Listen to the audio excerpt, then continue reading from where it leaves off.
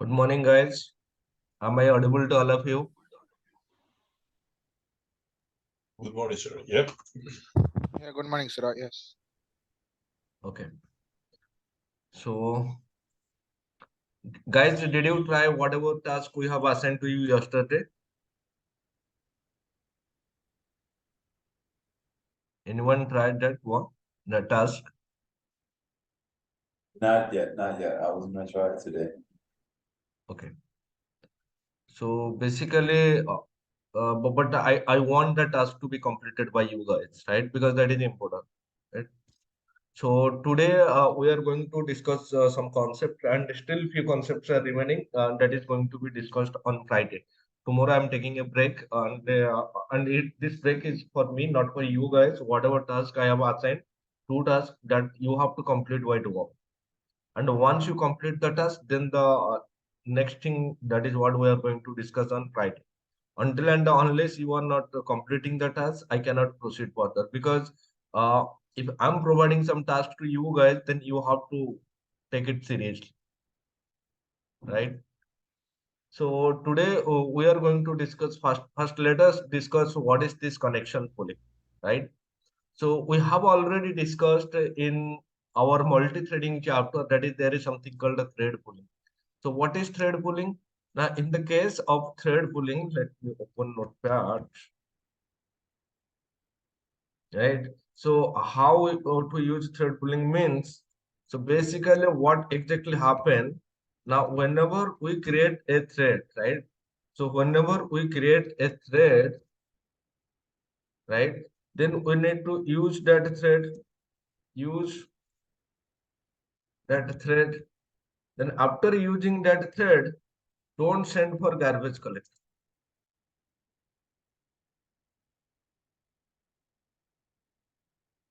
collection, right?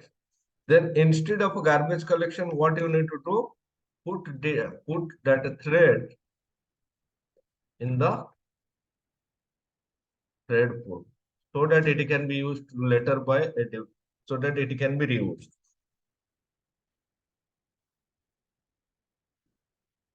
Right? That means what, like once we create a thread, we can use that thread to execute one method. Once the method execution completed, don't send that thread for garbage collection. Instead, put that thread inside the thread pool so that it can be used by another. I mean, that thread can be used to do a different task or another task, or that thread might be used to execute a different method. So the same concept is also available here, connection pooling. So what exactly connection pooling means?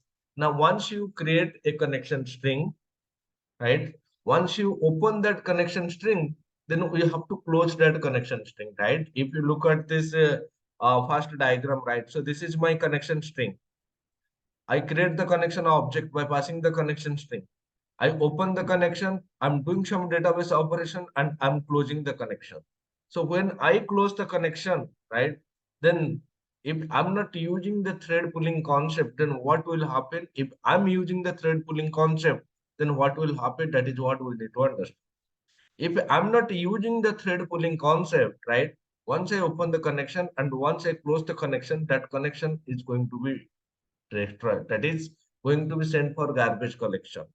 If I'm using the thread pooling concept, right, once I close the connection, then that thread is not going to be sent for garbage collection. Rather, that connection string, right, that connection object is going to be stored in the, where it is going to store? It is going to store in the pool, right? That is called connection pool, right? Later, again, you want to open the connection, right?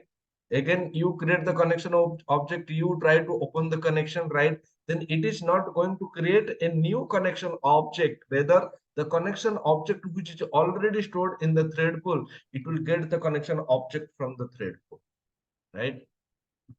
What is the advantages we are getting if we are doing this thing? See, creating the connection object is a heavy task. So right now you can see, while I can just use this syntax SQL connection equals to new SQL connection string. This is the simple string, right? And when you call the open method, and it looks very simple, right? But behind the scene, lot of things are happening. What are the things happening behind the scene? See, whenever we are using ADO, first of all, why we are using ADO.NET? Now we are using ADO.NET to communicate with a database, right? So whenever, right, we are creating the connection object, and whenever we are opening the connection, right, in the backend, lot of things are happening. What are the things happening in the backend? So it is open some kind of socket, some kind of head syncing is on performing, right? Then it is checking the connection string, right? Whether the connection string is perfect, I mean that is syntactically correct or not, right? Then it is check what kind of authentication you are using, whether you are using Windows authentication or whether you are using SQL authentication. Then it will validate some other things, right? And if everything is fine, then it is going to be connected with the database, right? Simply you can see this is a one line of statement, and when you so you can say this is a two line of command. So simply creating an instance of a connection object and then opening that instance, right? But behind the scene, these things are happening. So it is, so you can say the creation of connection object and opening the connection object is quite expensive. It's a very expensive operation. I will show you, I will prove you that how it is expensive without connection pulling, or how much time it is taking, and with connection pulling, how much time it is taking. That is what I'm going to show you. We can say that when we open the connection, then internally it will do a lot of things. What are the things? Open the socket, some kind of a handshaking is happening. The connection string is parsed to check whether the connection string is proper format or not. Whatever key value you are provided, they are in a proper format or not, that is going to be checked. The authentication mechanism is going to be happen. In the case of authentication mechanism, what kind of authentication you are using? You are using Windows authentication. If you are using a Windows authentication, then whether you have access to it or not, then it will like whether you are using SQL Server authentication. If you are using SQL Server authentication, whatever the username password you are provided, whether that is correct, that is correct or not. If that is correct, then whatever database you are trying to access, whether you have access to that database or not, that is going to be checked. And lots of other things are also going to happen internally before the connection object gets connected to the underlying database, right? So these are the things that is happening behind the scene, right? And once the connection object is open, then you can perform the database CRUD operation, whether you want to perform insert, update, delete, select, right? Any kind of a database operation you want, you can perform. And once you perform the database operation, then we generally close the connection, right? And when we close the connection, right, this, right, then the database, right, if we, when we close the connection, if you are using connection pooling, if you enabled connection pooling, right, then that connection object is going to be stored in the connection pool. If you are not using connection pooling, right, then that object is going to be destroyed by garbage collector, right? But that connection object creation and opening the connection involve a series of steps. You can see 1, 2, 3, 4, 5, lots of steps are involved. So this is the reason why creating the connection object and opening the connection is a heavy operation, right?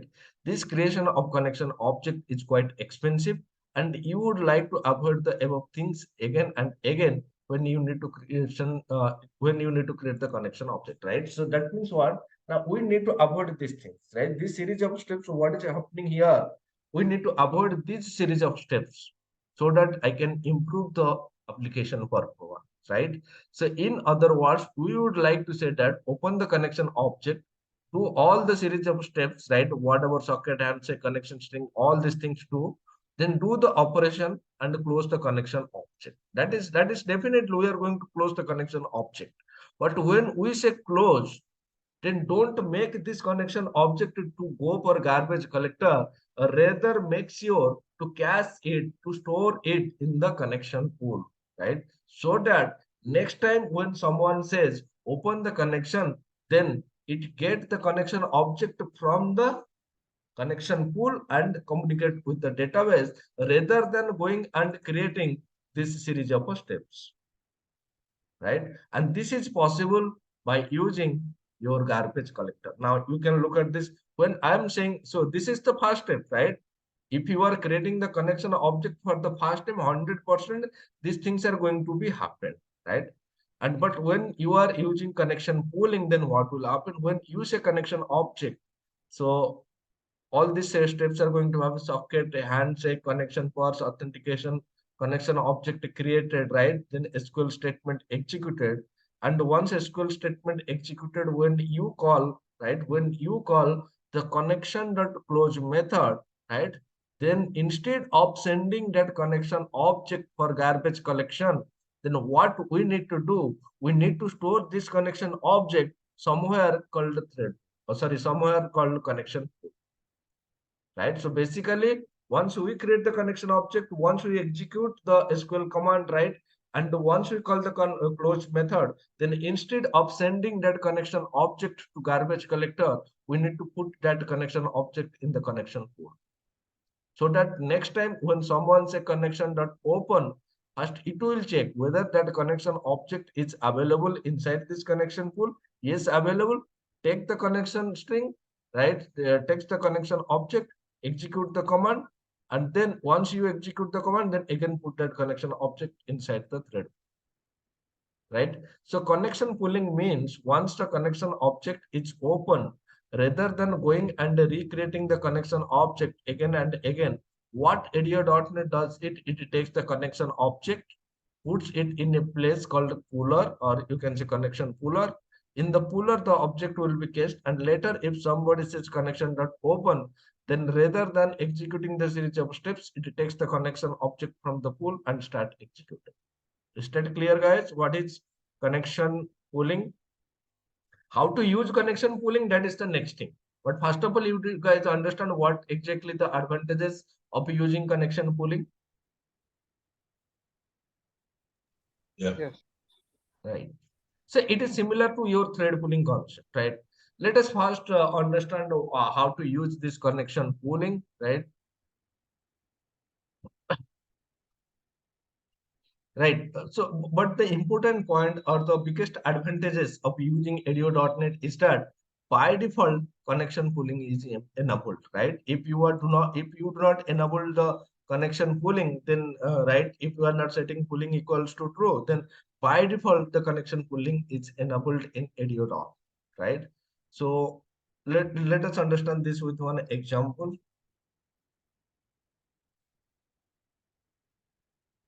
right?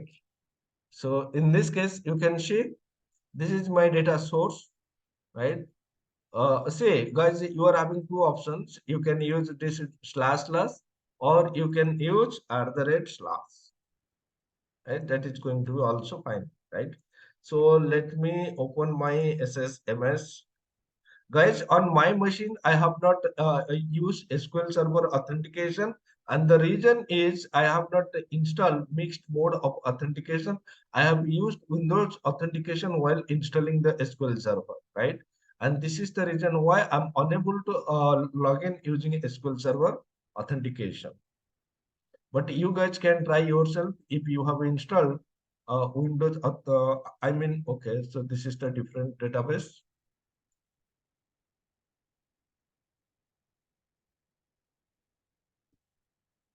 Right, so we have created many databases, right?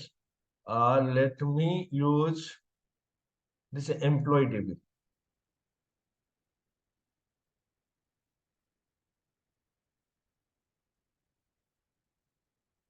right? Let me use employee DB, EMPLOY employee DB. So this is my connection string, and you can see by default this connection pooling is enabled.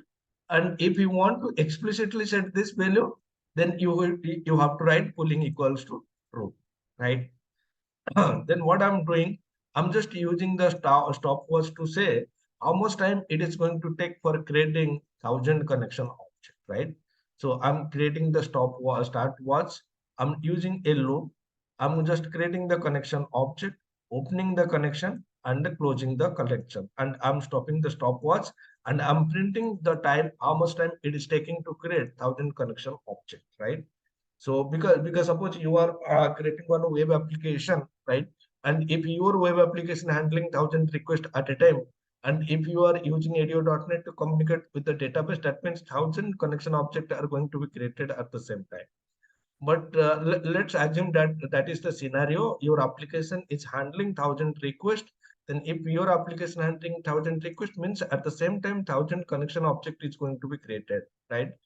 And in that case, let's see how much time it is going to take with connection pooling enabled. Then we will see how much time it is going to take without connection pooling, right? When we disable the connection pooling, right? Let me run the application. It is taking approximately 3 to 8 milliseconds, right? And as I mentioned, by default connection pooling is enabled. So if you remove this thing, that is also fine, right? Let me run this application once more. So now you can see it is taking approximately 270 milliseconds, right? Now what I'm trying to do, I'm just making this connection pooling to false, right? I'm making this connection pooling to false, right? Let me run this application. You can see still it is running,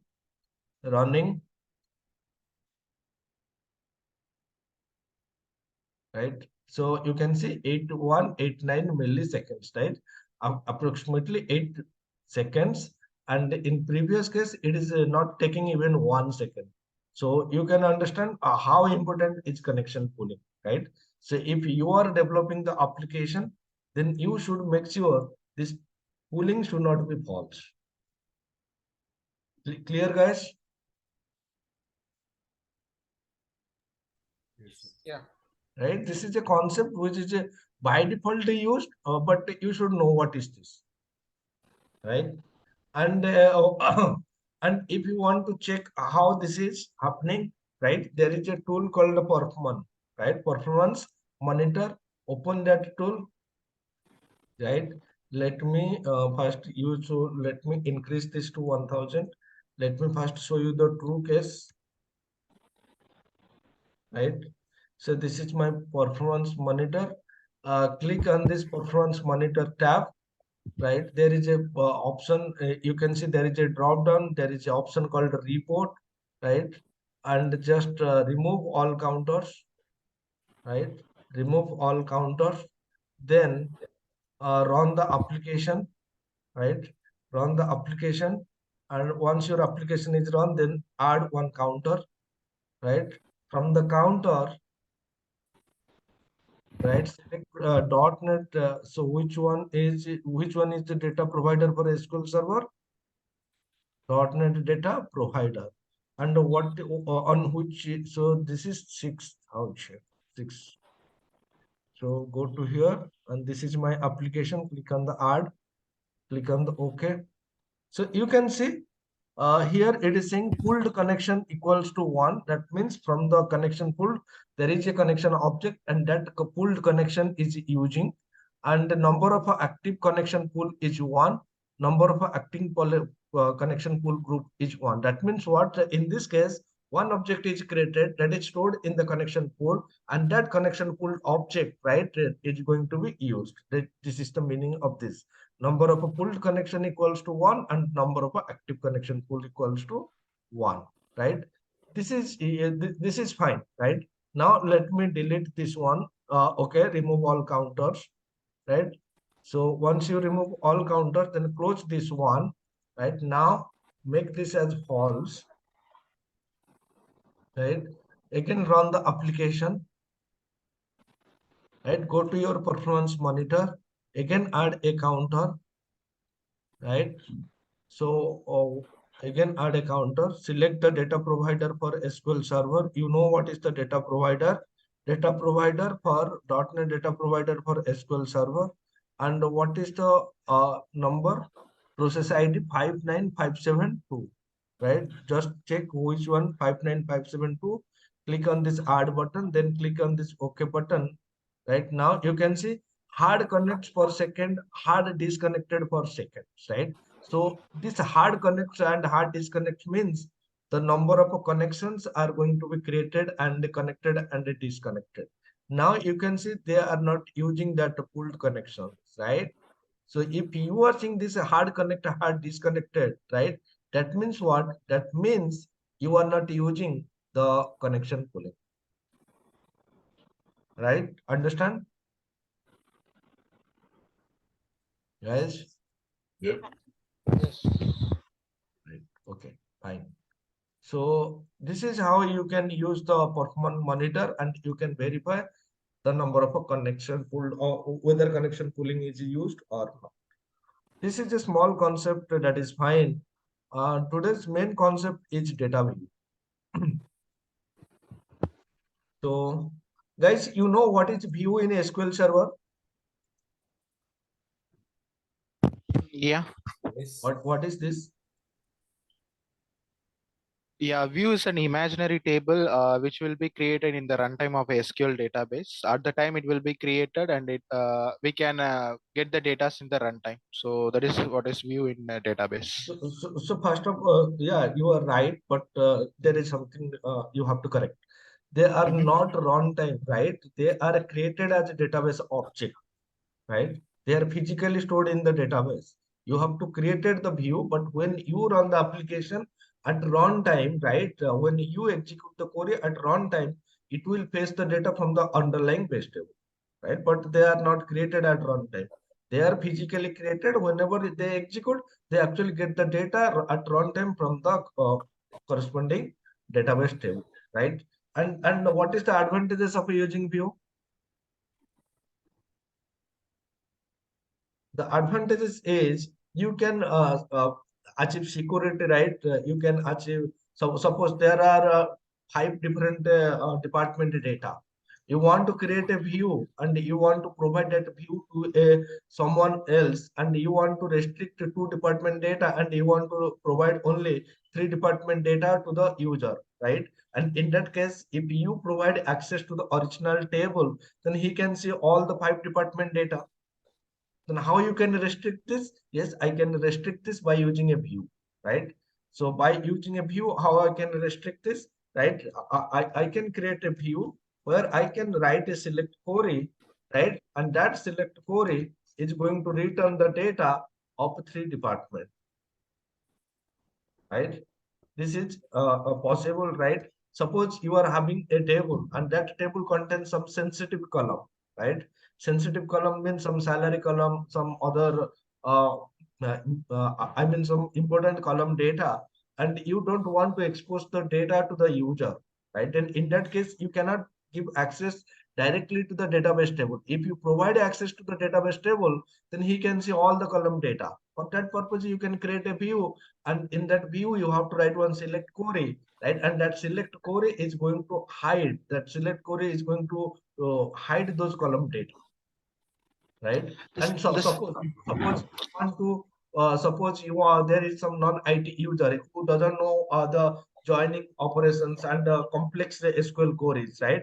But they want to get the data from 3 different tables by doing some kind of a joining condition, right? And in that case, you can create a view by implementing that complex SQL query, which is going to get the data from 3 different tables, right? Then what you will do, instead of providing the access to these 3 different tables, so you can provide access to that view, so that the non IT user, or you can say the user who doesn't know anything about SQL or some basic knowledge you only know, then he can simple, and you just need to give that information. Yeah, just try to select star from this view name and you will get your appropriate result.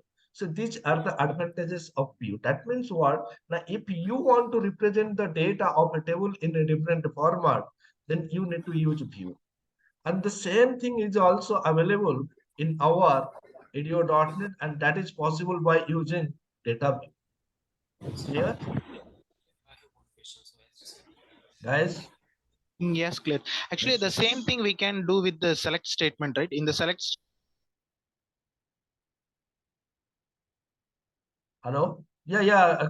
Please unmute and ask me the question. Hello. Yeah. So my question is like, as you said, like we can hide the unnecessary information by the using view, right? So we can do the same thing with the stored procedure as well, right?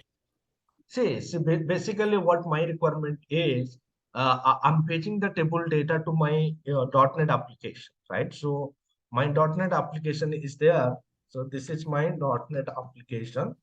And this .NET application fetch the database table data. Fetch the data, fetch data from DB. Fetch data from DB, and once it fetch the data from DB, it store the data in a data table. So in a data table, right? So once it stores the data in a data table, right? So whatever data available, right, from the database table, DB table, I'm fetching all the data and I'm storing all the data inside the in-memory object called data table. And from this data table data, I want to write from this data, right? I want a data view, right? So I want to represent, right? I want to represent by applying some filter condition, right? I want to represent data, right, by sorting, right? By sorting at one place I want to sort by name, right? And another place I want to sort by department, right? So some of the data I want to represent by filter by applying one filter condition.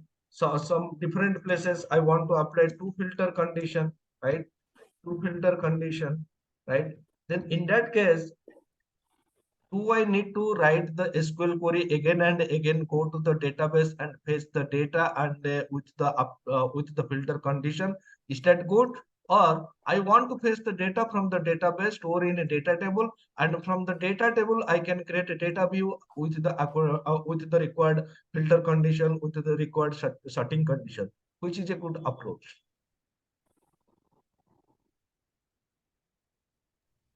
Storing into data table. Right? So in the case, what will happen now? You are not going to do many number of round trip with the database, right?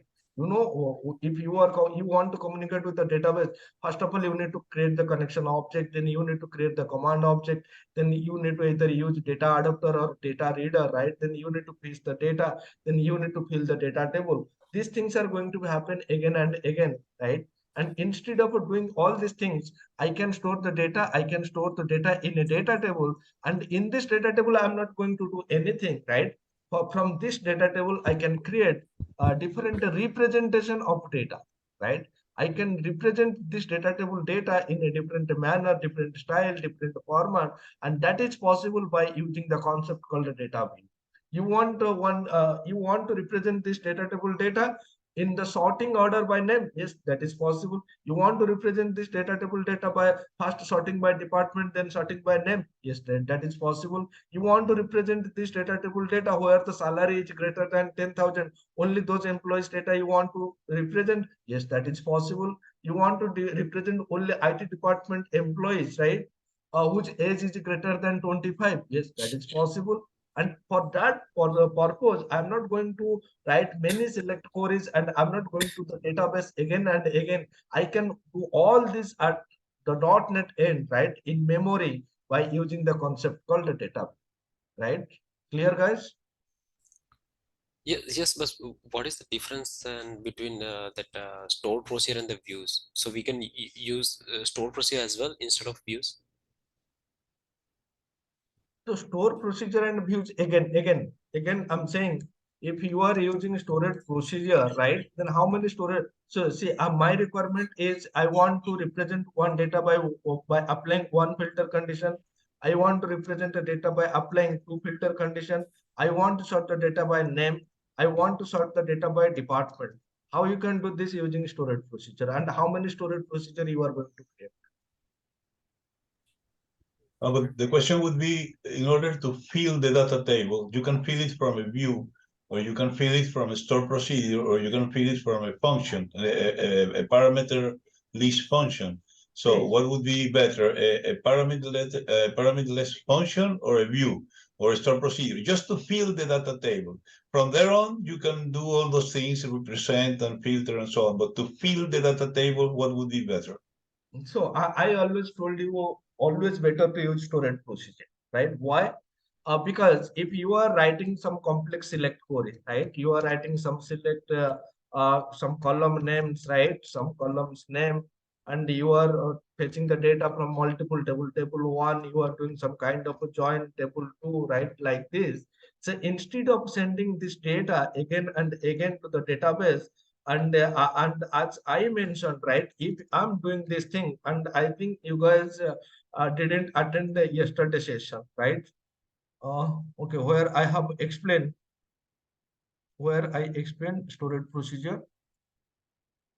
No, but comparing with the view, I mean, we understand the store procedure and why is it better, but comparing to the view, what would be better? A storage procedure or a view? So you mean you need to call a storage procedure or a view? So first of all, so see, whether you are fetching the data from a table or fetching the data from a view, is there any differences? If I'm going to use view to fetch the data, again, I have to write the select queries, right? Without select query, you cannot fetch the data, right? See, if you are creating, so there is no difference. So you can create a view called view employees, right? So you can create a table called the TVL, right? TVL employees, right?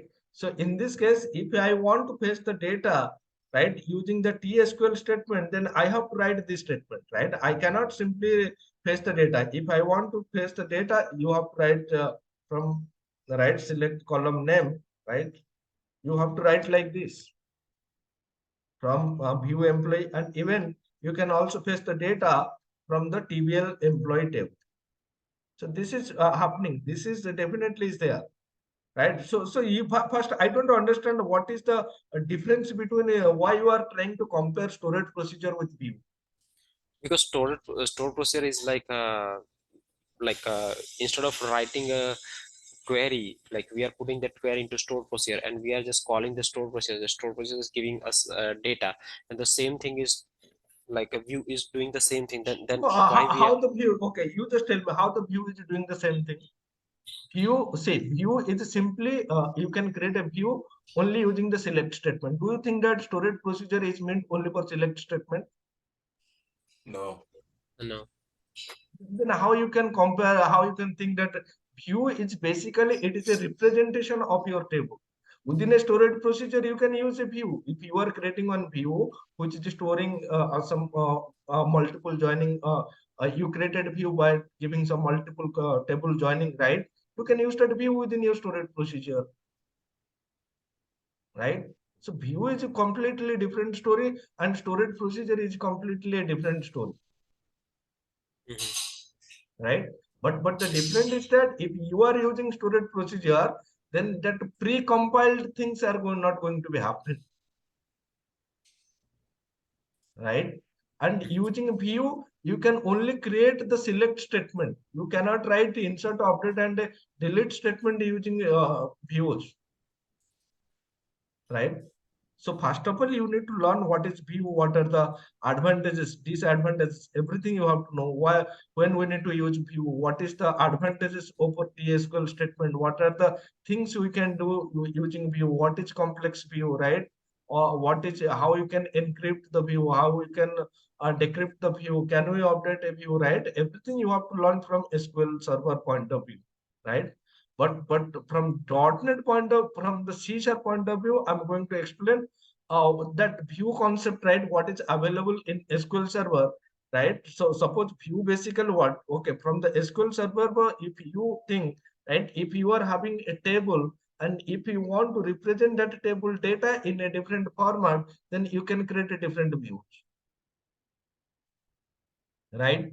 And in the same thing, right, if you are having a data table in the .NET, in your .NET application, right, if you want to represent that .NET data table data in a different format, then you have to use DataView, right?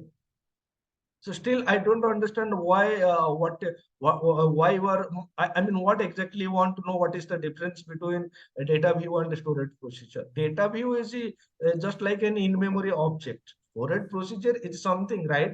So let me clarify you. If you are using storage procedure means you are communicating with the database. Data view means you are not communicating with the database.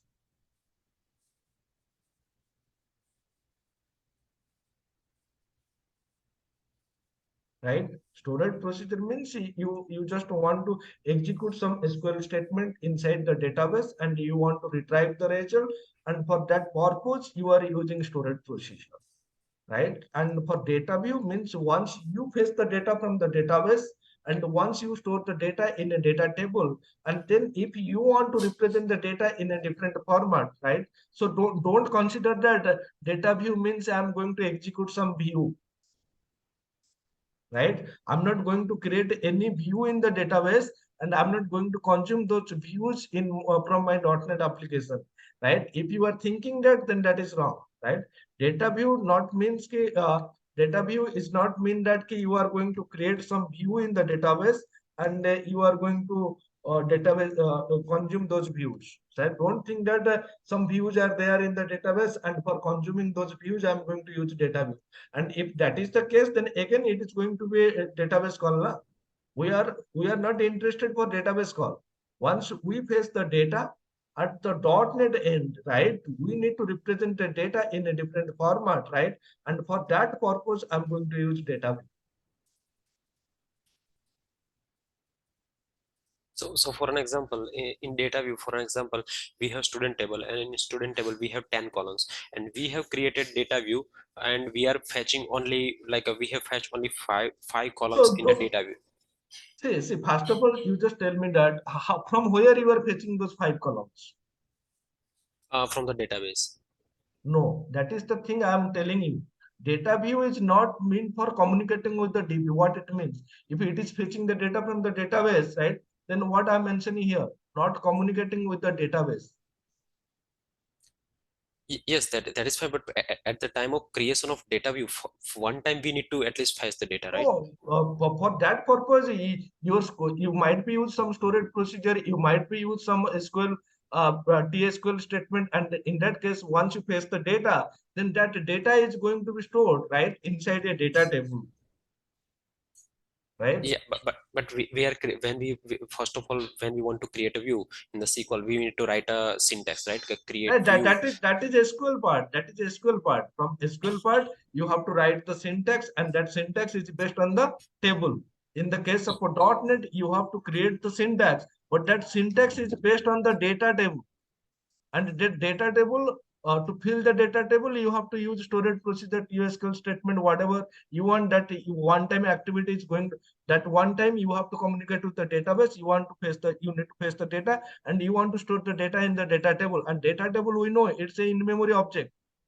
And once you store the data in memory, then by taking that in-memory data, you can represent that data in a different format by using data.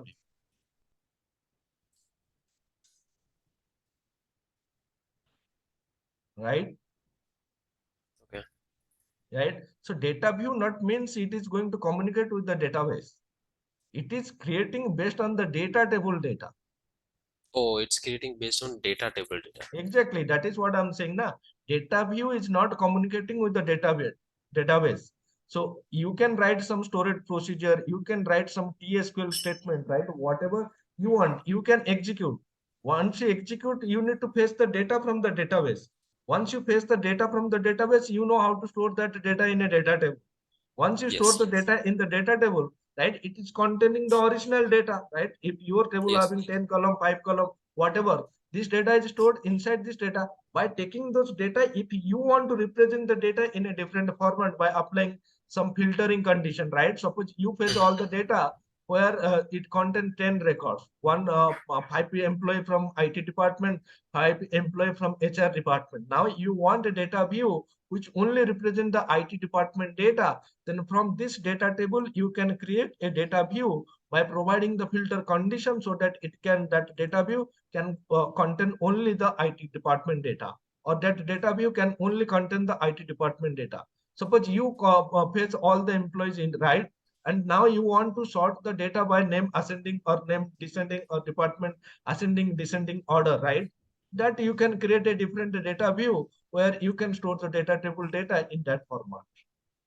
Right? And for that purpose, we are creating this data views from the data table, not from the database table. Okay, got it. Right? Yeah. right? I still doubt, but one little doubt. But I think when you Okay, explain the once we example at start, that time, exactly, once you start discussing the example, then you will understand this thing clear, yes, right? So let us understand this with one example. We are going to use this table, right? You can see this is the employee table. Let me first create this table, right? Let me delete the, okay, so another option is there, drop database, employee DB, then go, right? Then create database employee DB. What happened? Currently in used.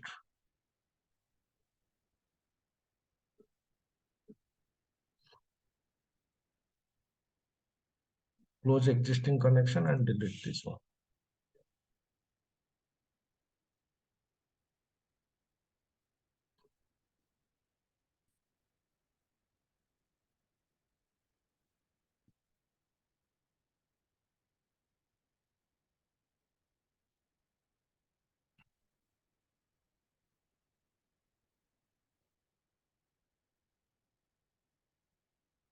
Right, our database is created. Now you can verify the data, right? Whatever data I'm showing in the document, those data you can see in the employee table, right? So you can see ID, name, email, mobile, age, salary, and a department. You can see I'm putting different range of salary, different range of ages, right? Department, IT, and HR. I'm storing the name in a random order, right? So why I'm storing this? Because I have to do some kind of filtration for that purpose, right? So how to create a data view, right? So I have told you, right? So data view are basically created based on the data table, right? So using two ways we can create a data view, right? The syntax, you can see this is one of the syntax, right? And in this syntax, what you need to use, you need to use the data view class, and to the constructor of a data view, you need to provide the data table, right? So in this case, you can see I'm providing this data table to this constructor data view, and it is going to create one data view instance. Another option is that there is a property called the default view, and that property is available in the data table class, right? So you can call that a default view property on the data table, which is going to return me a data view instance, right? So there are two ways, right? That see how to apply the filter or how to apply the sorting, all these things we are going to discuss. But let us first understand, without any kind of filtration, right, how I can access the data and how I can displace the data of data table using a data view, right? So so you have to understand there are two ways of creating a data view. One is by using the data view constructor, and to the constructor, right, we need to pass the data table from which we are going to create the, or from which we are going to fetch the data.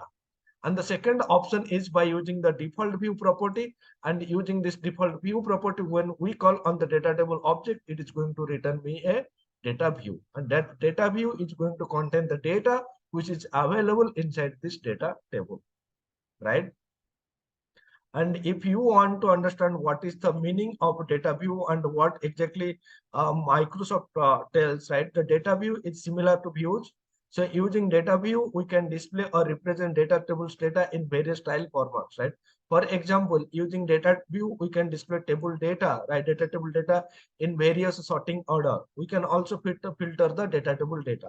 And more important point is that we can create any number of data views for a single data table to represent the data in different format, right? So then you can see what Microsoft saying. According to Microsoft, data view represents a data bindable, customizable view of data table for sorting, filtering, searching, editing, and navigation. The data view does not store data, but instead represent a connected view of its corresponding data table. Changes to data view data will affect the original data table. Changes to data tables data will also affect all data views associated with the data table. So what is saying, now you can create a data table, you can create any number of data view from a single data table. Data view does not store any data by default, but it is always make a connection, right, to the corresponding data table. And if you do any changes with the data You cannot do all kind of changes. What are the changes you can do? You cannot do that. I will tell. But whenever you do changes with the data view, then it will affect the original data table, and the reverse is also true, right? If you are doing some changes in the data table, automatically it will affect the associated data views, right? So what do you mean by associated data views? Data views means from a single data table, you can create any number of data views, right? And if you do changes in the data table, then that changes will be will reflect in all the data views, right?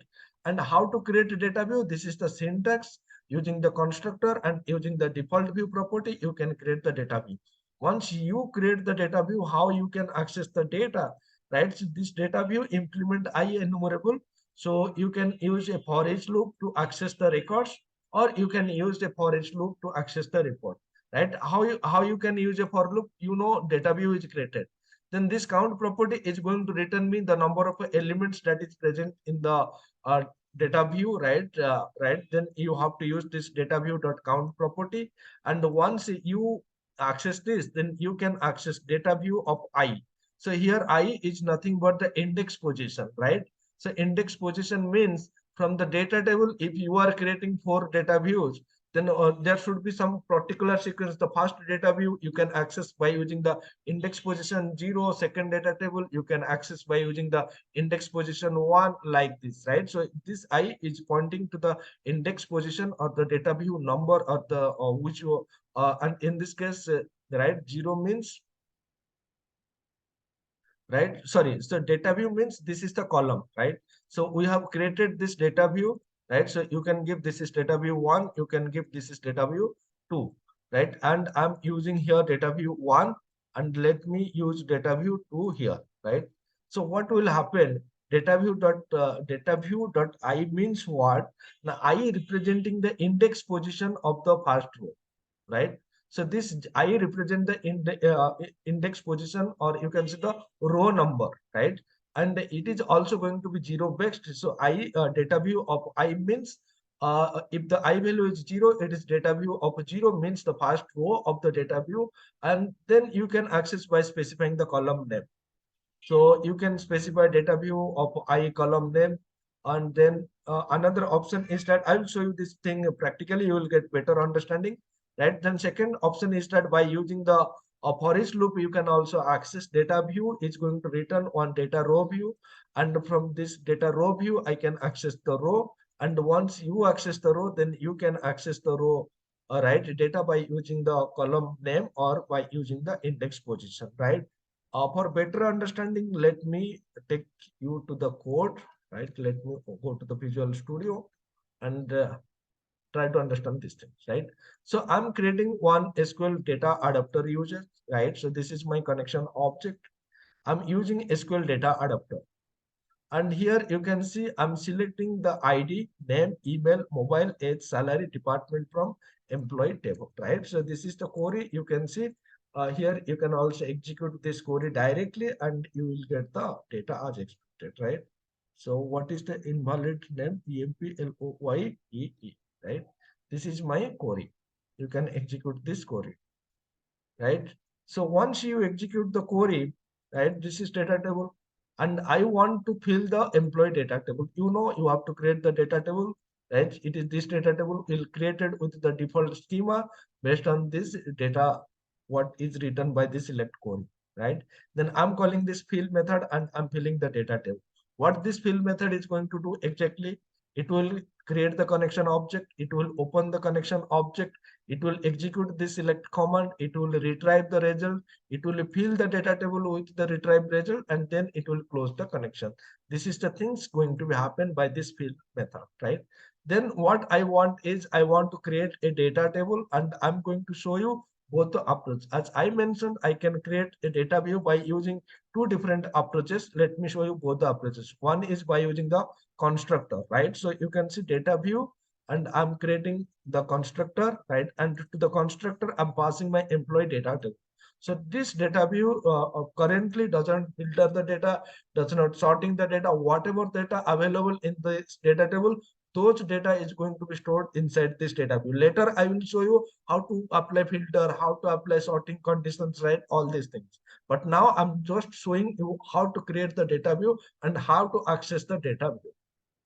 Right, once you create the data view, then you can use a for each loop. This count property is going to return you the number of elements, right, that data view gets, the number of records in the data view, right? How many records are there, that number or that count it is going to return, right? Currently how many records are there? 1 2 3 4 5 6 7 8. That count is going to return me 8. So this loop will continue, loop will work for the index position 0 till the index position 7, right? Then I'm accessing the element, right? From this data view, I can see data view of I, means the row number 1. From the row number 1, I want the ID column data. From the row number 1, I want the name column data, and so on, right? You can access the email, you can access the mobile. And when the second time the loop will execute, I value becomes 1. I value becomes 1 means data view of 1. Data view of 1 means it is going to be the row number 2. From the row number 2, ID, name, email, you can access like this. And the other option is that you can use a data row view, right? In this case, you can see this, and as I mentioned, we can create a data view in 2 ways. So you can see this is now I'm using the default view property, right? So if you go to the definition of this default view, so it is returning a data view, right? So what exactly this is, get a customized view of a table that may include filter row or cursor position, right? Currently, I'm not applying any kind of filter or cursor, right? So it's simply going to return me a customized view of the data table. So in this case, whatever data available inside data table, inside this employee data table, those are going to be stored inside this data view. And then I'm using a for each loop. So this data view, it is nothing but a collection of a data row view. So I'm storing the data row view, and from the row view, I can fetch the row property. And you know what is this data row? Data row means it is going to hold a particular row. And from this row, I can access the ID value, I can access the age value, and I can access the salary value. Even if you want, you can also use the index position. So what is the index position of I0? What is the index position of age? What is the index position of age? 0 1 2 3 4, right? So you can access the element by using the integer index position or by using the column name, right? Now if I run the application, right, then you will see the data as expected, right? So in this case, there is no filter, there is no sorting, right? The data as it is, right? So whatever data I'm showing here in data view 1, I'm fetching, right? I'm showing the ID, name, email, and mobile. So you can see ID, name, email, and mobile. In data view, whatever data I'm printing ID, age, salary, and department. You can see ID, age, salary, and department. So in this case, your data table as it is there, right? You can use the data table the way you are using, but from this data table, I'm creating 2 different views, and I'm fetching the data by using this views. And in this case, there is no interaction with the database. In this case, the data view will actually fetching the data from the data, from this data table. Any question from anyone? How to create the data view and how to print the data of the data view?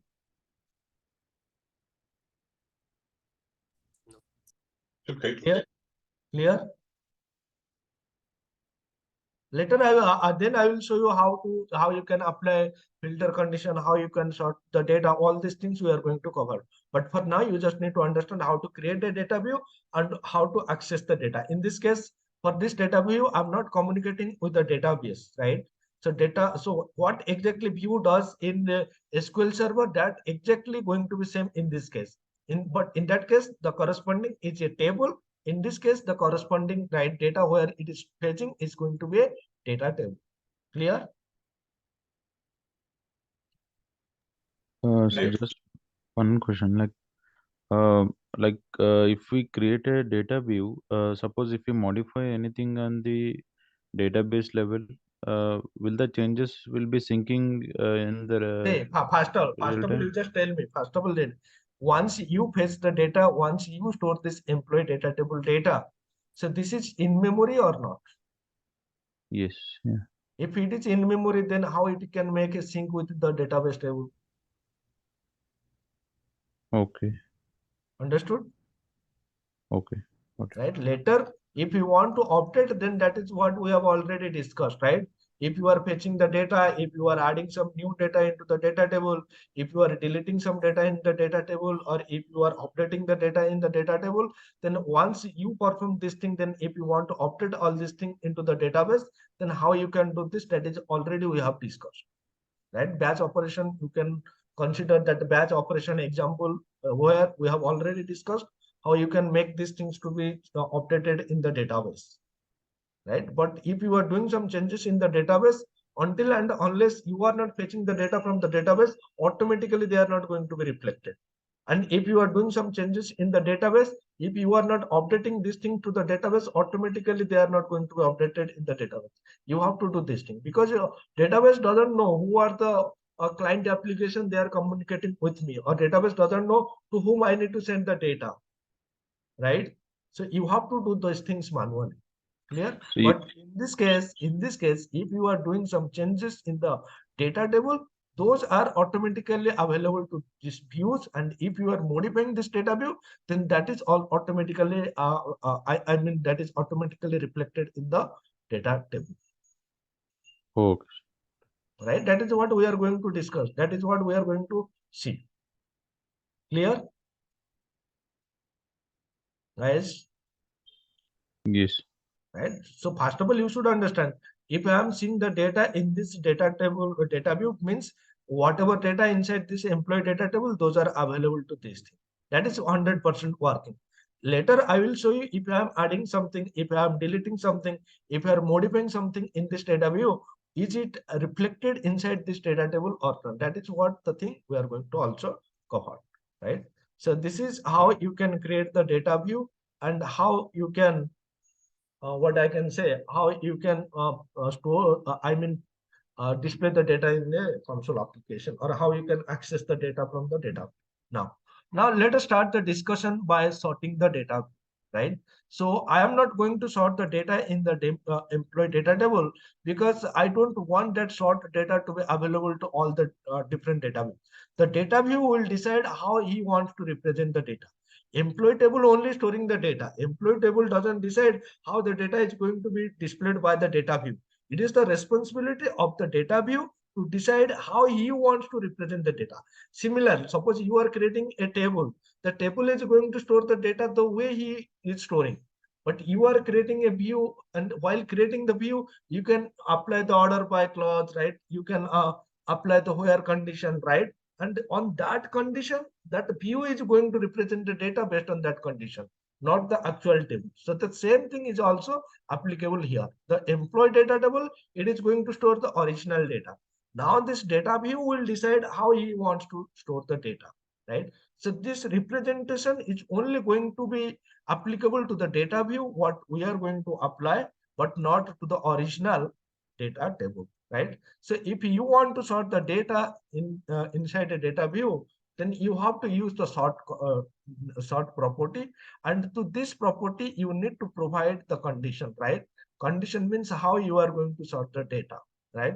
So right, let me show you and one more thing, by default the data is going to be sorted in ascending order, that is, and if you want to make that data to be sorted in descending order, then you have to use DSC keyword, right? The same example I'm going to show you. This is the employee data table. Fill the employee data table. I'm creating a data view. Up to now we have discussed. Now what is the new thing I have introduced? I have introduced this thing. As I mentioned, this is a property. This is a property, sort property. And if you go to the definition, get or set the sort column or columns, right? And sort order of the data view, right? That means using this property, you can get or set the columns, and these columns will decide the sorted order of the data view. So currently, you can see I'm using name column and I'm assigning the data using ASSC. ASSC means ascending order, right? If you remove this ASSC keyword, then it is also going to store the data in ascending order. That means by default, the data is going to be in ascending order. So this is data view 1, which store the data in a name ascending column, right? Now, Now, if you want to apply multiple filter condition, then how you can do this? Yes, I can do this. And for that purpose, you need to specify each column separated by comma. So in this case, I'm creating a different data view from the data table. And here I'm applying department. This is the column name.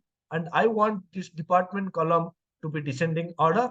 And then name ascending order. So by default, ASC is not required. If you remove, then that is also fine. So in this case, it will store the data in name ascending order. In this case, first it will store the department wise, and then it is going to filter the data based on the name ascending order, right? So in this case, right? So as I mentioned, right? As I mentioned, so this sort property is basically used to get or shed the data, right? So in this case, instead of hard coding this name ascending, you can also fetch this property value data view one dot sort. And in this case, instead of hard coding this condition what you are applying, right? If you want what condition exactly, what filter or what sorting condition is exactly applicable applied to this data view, you can access that by using this sort property, right? Because if you go to the definition, then you will see that it's having both getter and setter. And you know, if are both are having get and set, that means this property, right, is basically used to set the value as well as basically it is used to get the value, right? Now, if I run the application, right, then you will see the data first name in ascending order, then department name in descending order, then name in ascending order. See, is the name is sorted in ascending order? A, P, R, S, T. And in this case, you can see first it will sort the IT department because we are sorting the department descending order. First, it will sort the IT department, then it will sort the HR department. Then from the IT department, how many number of names are there? Those are going to be sorted in ascending order, A, P, P, S. Then from this HR department, then again, the name is going to be sorted in ascending order. Clear? Yeah. Guys, any question from anyone? No. Clear? Okay. So this is how you can apply filter. How you can sort the data.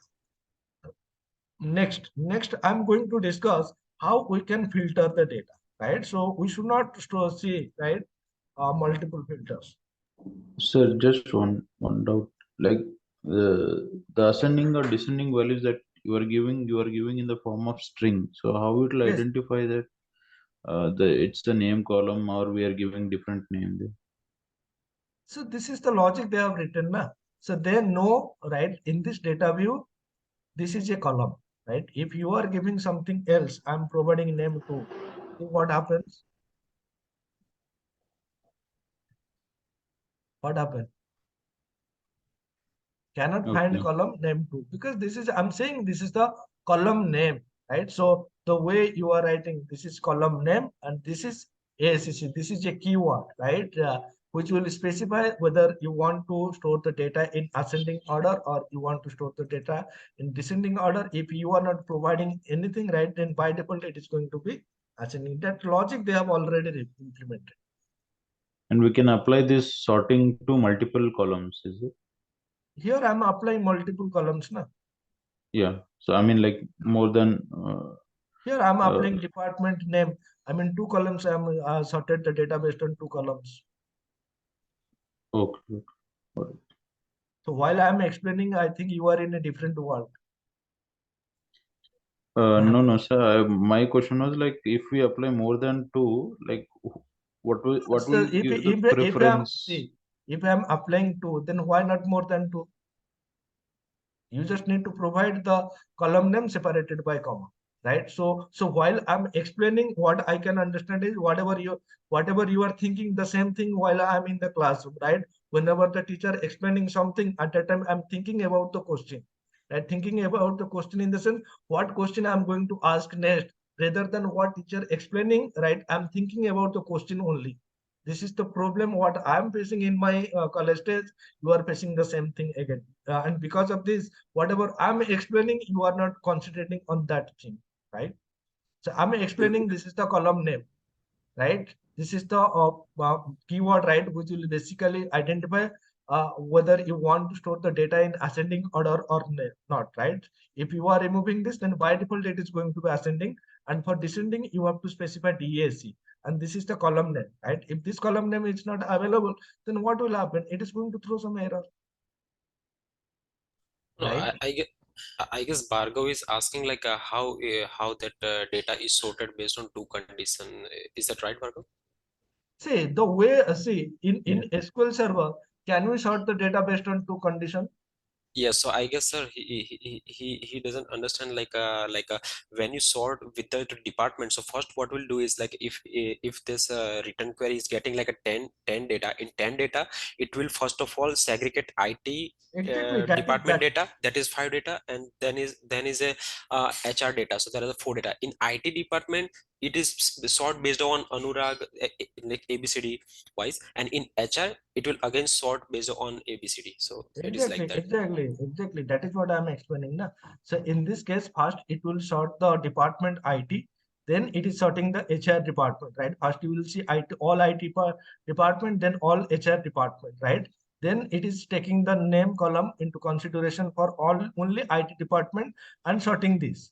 Then it is sorting the name based on the HR department, right? So these things why I'm not to keep these things why I'm not focusing more on, because this thing you should know from your SQL point of view, right? Again and again, I'm saying this thing that you should very much clear about your SQL server, right? So this sorting, right? This filtering, these are already available in SQL server. I'm not doing anything new. These things are already available, and you should know, because if you do not know how these things are happening inside a SQL server, then you cannot understand this thing here, right? So you should know so how to filter the data in a table in SQL Server, right? For example, in this table, I'm having this employees, right? Now I want to paste the data, right, of IT department whose age is greater than 25. Then you should know this thing from SQL Server point of view. Then only you can easily understand here. And if you do not know these things, right, then how to use the where condition, right, where you can say department, right, where department equals to IT. And if you do not know what is the difference between and or, right, then it is going to be very difficult as to understand the concept, right? So you should know this thing from your SQL Server point of view, right? So this is the IT department whose age is greater than 25. This employee data you are getting, right? Now I'm going to apply this filter condition on my data table, right, by using a data, right? And if I'm going to explain you how this where filter condition work and how this condition work, then actually this is going to take more than expected time, right? And this is the basic thing, right? If required, then I will definitely explain, but these are the basic things. You should know what is the use of a from clause, right? What is the use of this column, right? And what is this where, what is this and or, right? So in this case, if I'm putting and condition, what will happen? In this case, if I'm putting or condition, then what will happen? Right? So in this case, I'm getting all 8 department, all 8 records, right? So you have to understand this thing. So if I'm putting and, why I'm getting only 2 records, right? So what is the difference between this and operator and or operator, right? The same thing I'm also going to applicable here in the next example, right? So if you want to apply some kind of a filter, right? So sorting means all data is going to be there, but in a sorted order, right? You can sort the data based on a single column, or you can sort the data based on a multiple columns, right? And guys, I'm saying again and again, if you are not clear in your SQL part, then you cannot understand your entity framework. That I can give you guarantee, right? Because if you don't know what is inner join, group join, right, outer join, right, what is the aggregate functions, right, then you cannot understand this entity framework, right? Entity framework means what? Now whatever things you are doing in your SQL server, all these things you can do in your .NET application. I think, sir, the method was a little confusing because it's actually taking 2 parameters, but it doesn't use like a comma. So if you actually look at it, it is like a little confusing to understand how exactly it works. See, so comma means, see, in this case, what he will do, he will convert this to an array separated by comma. So can we split a string into an array separated by comma? Right. So for example, Yes. right, suppose I'm creating one string variable, string names, right, string names, and I'm creating one string like this: Pranaya, Pratik, Rakesh, Ramesh, like this. So then can I create a variable name array by using this names dot split function, right? This. So what will happen? So this is an array. So now can I use a for each loop to loop through this, Yes, definitely. right? So now you can independently, now you can know how many elements are there, right? So now you can see the array is going to be 4 elements, and each element you can access, right? So using this item property, right? So let me comment these things, right? So there is no difference, right? This is a very simple logic, right? And this is what I'm showing you, how I can access a string, how I can convert a string into multiple, right? So you can say this is Pranay, Pratik, Rakesh, Ramesh, right? But what logic they have implemented, they know. But what they are saying, if you want to pass multiple values, then you have to separate it by comma, right? Once you separate it by comma, they can convert this one array, and based on the number of conditions, right? Then what they can do, and if you are thinking that ASSC, right, and DESSC, then they can also, again, for this item, they can split this by a space, right? And then they can get two things. One is right. So for example, what I can do here is I can split, right, variable another array. I'm creating array 2, right, array 2, and in this array 2, what I'm doing, I'm splitting this by a space, right, splitting this by a space, right? And then what I can do is, if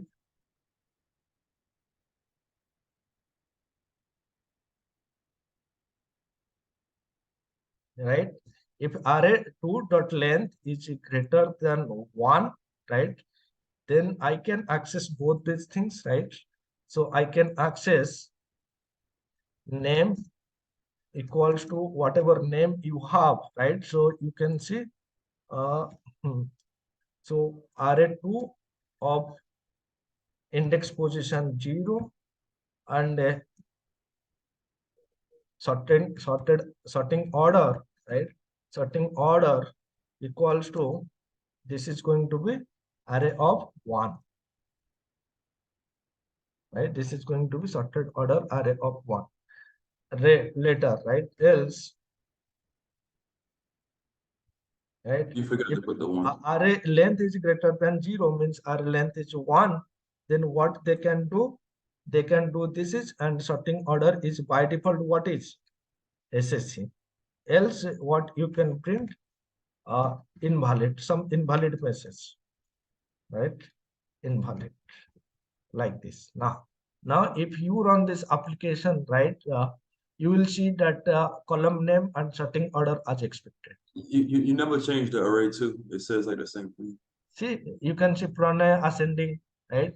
Name and sorting order, right? Pratik descending. Name and sorting order Rakesh, right? You have not specified any string in this case, right? So they are going to be by default ascending, right? So you can see whenever they are not finding the second string, right? They can consider this as a what you can say, by default, if they are not finding anything, right, they will treat that as ascending. So in this way, they can apply the filter condition. Clear, guys?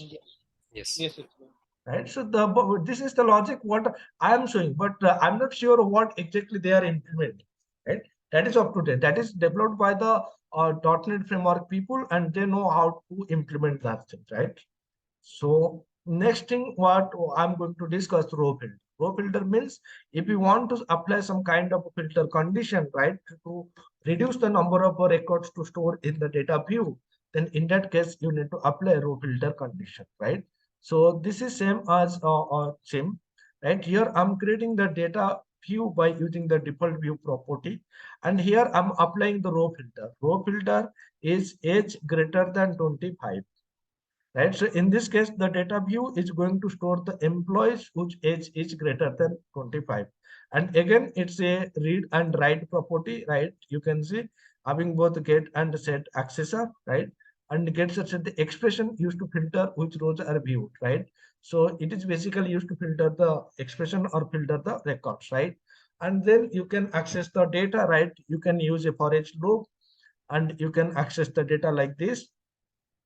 Even you can also create the data view by using the constructor of the data view class, right? In this case, I'm applying more than one condition, right? Age is greater than 25 and department equals to 0. Here I'm using the AND operator. If I'm using the AND operator, then what will happen? Now it is going to return me the HR department employees, right?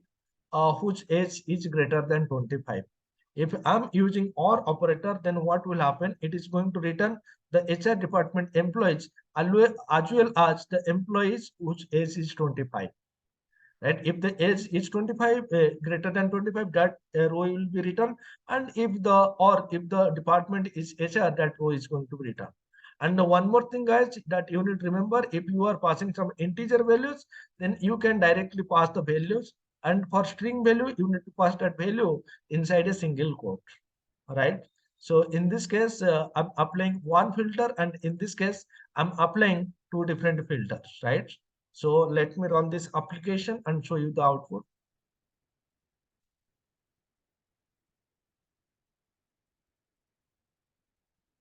Right. First of all, age is greater than 25.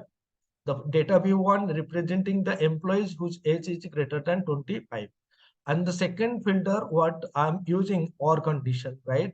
So OR condition means you can see either the age is greater than 25 or the department is HR. So you can see IT department employee is still there. Why? Because the age is greater than 27. OR means what? Any one condition is satisfied, that is going to be written by the result set, right? So instead of OR, let me put this as AND, right? So and this AND or this is not case sensitive. You can put anything. Right now I'm running the code, right? So you can now see HR department employees only whose age is greater than 25. Clear? Yeah. Yes. Right? So this is the condition, and they are executing this condition internally, right? They have written the logic, right? Based on that logic, they are applying this filter so that the data is going to be filtered, right? And I don't know what logic they have implemented to filter this, right? They have written, the .NET framework people have written this. What we know, we need to provide a condition like this. And if you are providing multiple conditions, then you have to use either AND or condition, right? Based on the condition, the data is going to be filtered. Clear? So as long as it matches the column name, it's fine, and it's not case sensitive. So, yeah, I'm saying this is not case sensitive, right? Here I'm putting H in capital letter, no issue. Clear? Yeah. So this is case insensitive, right? Case sensitive will not come into the picture, right? Now what I'm going to show you how to add rows into the data view, right? So whenever I'm adding row into the data view, right? So in that case, that row, whatever I'm adding, right? That is not going to be available to the data table, right? That is only available to the data view. So here I'm fetching the data, I'm filling the employee data table, I'm creating a data view by using the constructor, right? I'm putting that employee data table, and this view is created based on this employee data table, right? Now see, by default, the allow new is true, right? Allow new means what? Now, if you want to allow new row, right? If you want to allow new row to be added to this data view, right? Then you have to set this value to true. And by default, it is going to be true. Clear? So by default, this allow new property is true, which is allow us to add a new data view row into the data view, right? And if you are providing this, that is fine. If you are not providing this, that is fine. So first of all, if this value becomes false, then it will not allow us to add a new data row to this data view, right? So let us first put this as false, and let us try to add a new row, and let's see what happens, right? And how we can create a row, right? We do not know. So we need to create an instance of data view row, but we do not know how many columns we need. So for that purpose, what we need to do, we need to call the add new property on this data, right? So in this data view one, that add a new property is, it is going to create a new data view row, and within this data view row, you know what are the column we need to: ID, name, email, mobile, age, salary, and department. ID, name, mobile, age, salary, and department. All these properties I'm adding, right? So once I'm adding all these properties, right, they are automatically this new row, right, it is going to be added inside this data, right? So in this case, as I have set this value to false, even though I'm adding a new row into this data view, it will not allow. It will give me some error, right? Let me run this application.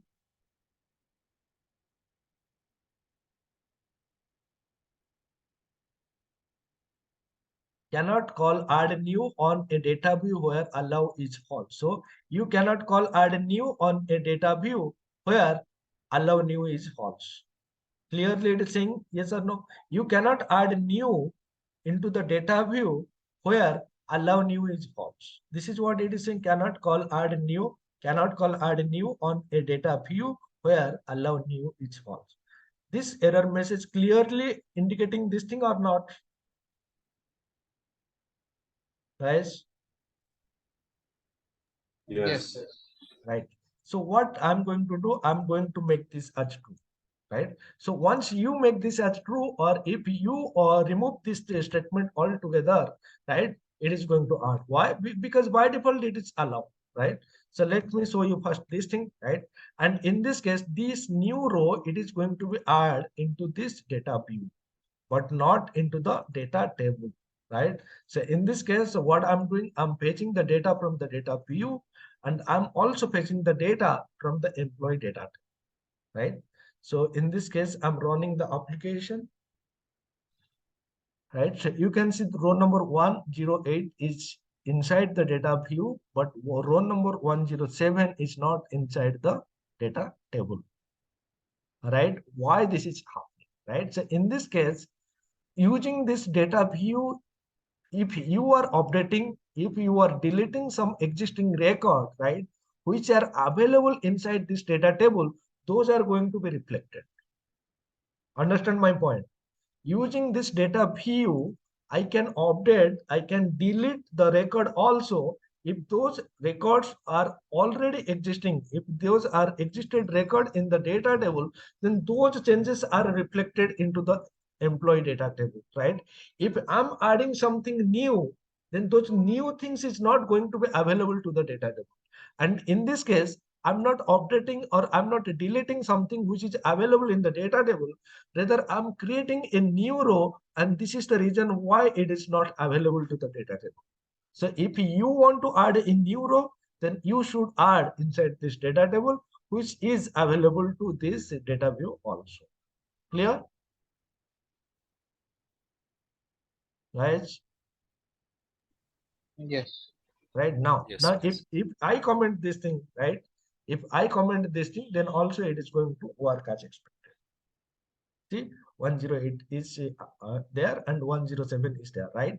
So the point that you need to remember, if you are adding something new, right? If you are adding a new row in the data row, then that is not reflected in the database table, right? But if you are going to see, if I'm deleting this row, right, this newly added row, then also it will not reflect the data table. But if I'm deleting a row which is already existing in this data table, then that will reflect in the data table. Or if I'm updating some existing row data which is already there in the data table, then that is going to be reflected. That is what we are going to discuss next, right? Editing or updating data, right? right? So now the same example, I'm fetching the data employee table, I'm filling the employee table, I'm creating a data view, and here, first of all, I'm printing the data before the update. What is the data in the data view before the update operation? That is what I'm printing here, right? Then, like the add new, allow new, there is also something called allow edit. Then you can imagine allow new, basically if you want to add a new record. Allow edit, basically you have to, if you want to edit some existing record. Allow delete means if you want to delete something from the data view, right? So like this, allow edit, allow new, and there is something called allow delete, right? So you can see this is allow new, allow edit, and allow delete, right? If you want to add a new row into the data view, then you have to enable this thing. If you want to allow edit functionality in the data view, then you have to allow this functionality, this property. And if you want to delete something from the data view, then you need to make sure this property is set to true. And by default, all these three properties value is going to be true, right? So in this case, I'm making this allow edit to true. That means I'm going to do some kind of a modification to the data row, right? So in this case, whatever I'm doing, I'm fetching the data row. I'm using a for loop. I'm storing that data row inside this property. Then I'm checking. Then what I'm checking? I'm checking if the department is IT, right? So what is my business requirement, right? From this data view, right? You can fetch both IT department employee as well as HR department employees. That is fine. We want both department employees, right? So I'm not applying any kind of filter, right? So if you want to apply filter, then you can also apply filter, right? So I want to fetch all the employee data from the data table, and then I want to represent the data, right, in such a way that the IT department employees having the salary increased by 1,000, right? So I need to update the salary column of IT department by increasing the value by 100, by value by 1,000, right? That is what my requirement. Then first of all, I need to fetch the data row. From this data row, right, I want to check if the department is IT, because in this case, it is going to return me both IT and HR department employees, right? If the department is IT, right, then what I'm trying to do, I'm updating the salary column, right? And I'm updating the salary column with the existing salary column value by adding 100, right? Even in this case, I'm accessing the salary column by the name. If you want, you can access by the index position, which is I never suggested, because if I'm putting 5, then I am only going to confirm what is the column number 5, right? So it is always better to use the column name, right? So in this case, you can see the salary column is going to be updated by what can say 1,000 value, right? Right, so this is one option, and the other option is that you can also, suppose you want to update a particular row data, right? Right, instead of updating all the salary values, right, if you want to update a particular row, right, suppose you want to update the row number 1 data, then you can also do this thing, right? Data view of 0 means this is the row number 1. From this row number 1, please update the salary column value with the existing salary by adding 100. You can also do the same thing by using the index position, right? So if you want to update a particular row, then you have to use this index. And if you want to update multiple row by some condition, then you can use this thing, right? So I have shown you both the approaches, right? Once you update the data, right, then if you want to, then after updation, you want to print the data view data, and we know how to print this data. No need to explain this thing again, because this is the same. Now as we are updating the existing record, right, these records are already available in the, where these records are available in the employee data table. As these are already available in the employee data table, so the modification whatever we are doing here, right, those are also going to be affect or reflect in the data table, right? What is our data table name? Employee data table, and employee data table is going to return me data row. Let me give this name as row. Let me comment this thing, right?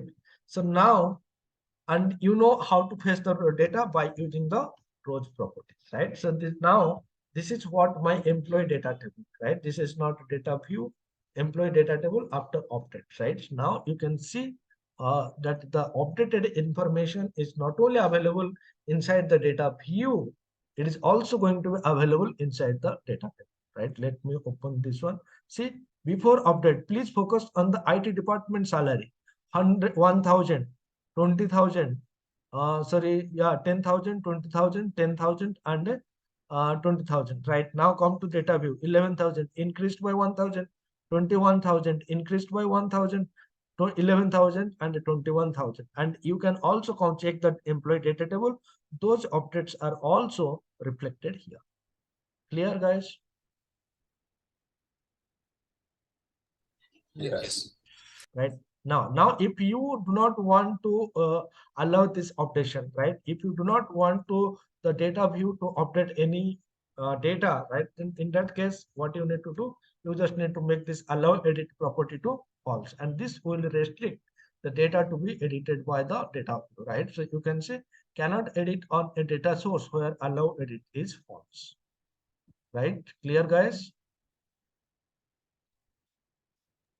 Yes. Yeah. Yeah. So this is how you can edit the data view, right? And the next thing is what we are going to discuss is deleting the data, right? So for deleting purpose, on the method is provided, and what method they have provided.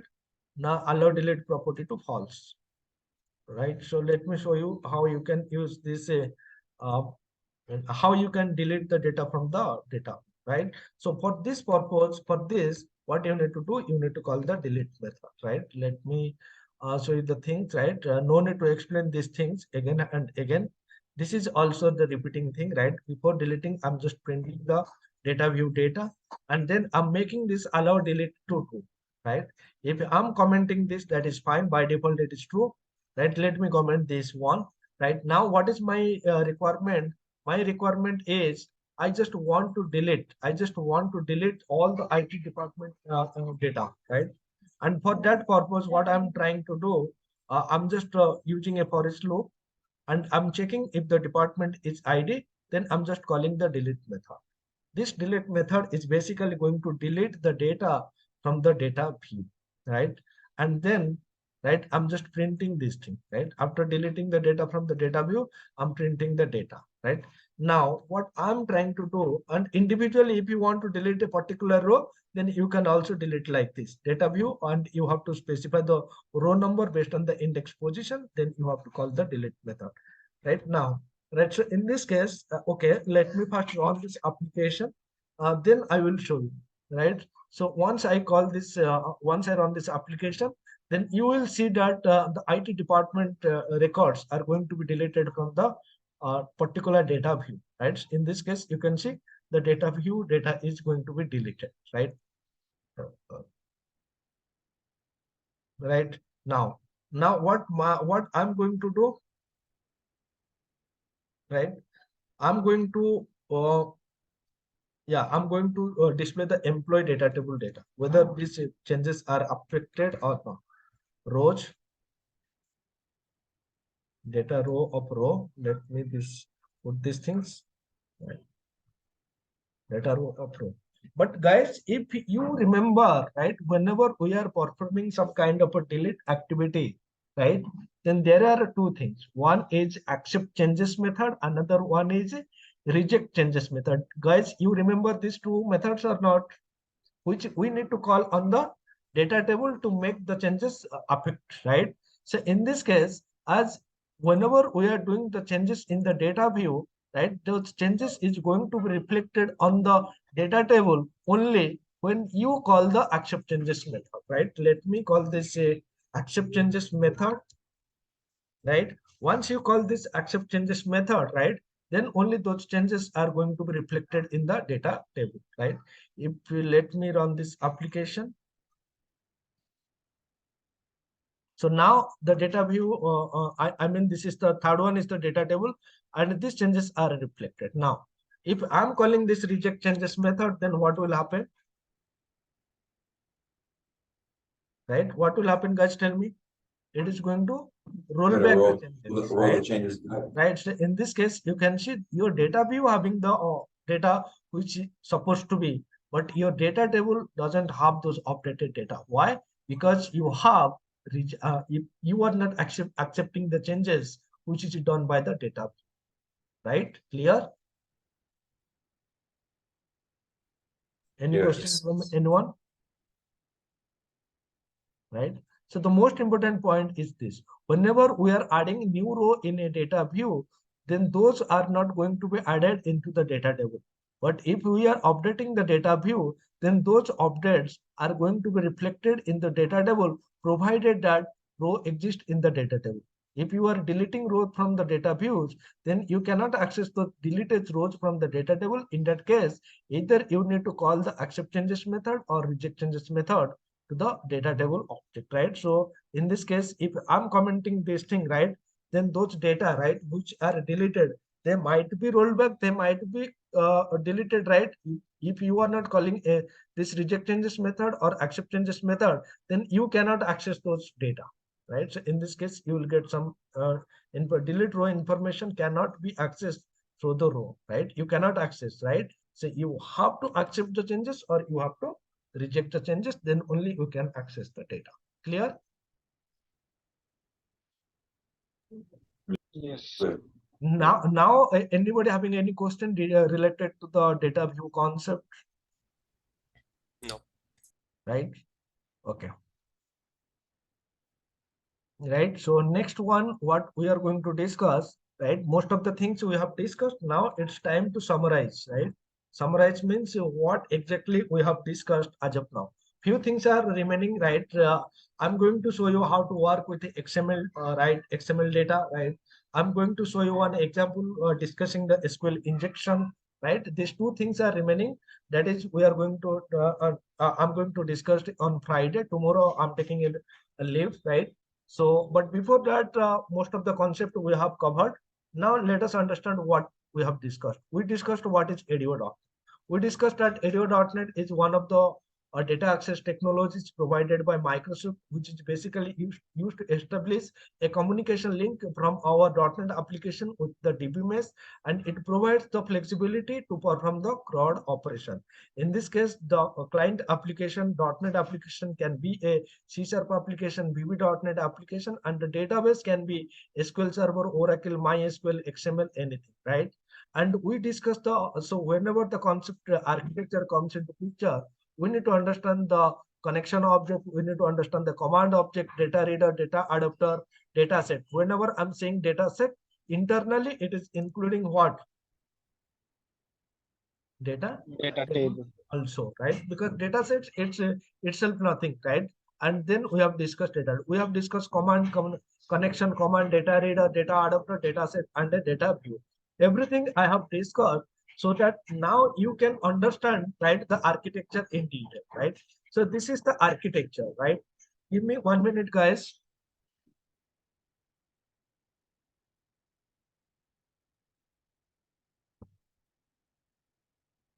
So actually, I have planned to discuss this thing from the beginning, but at that time, if I explain this architecture part, then you will not understand. So this is the reason why I kept this chapter to the last so that you can easily understand. Right now your database is there, right?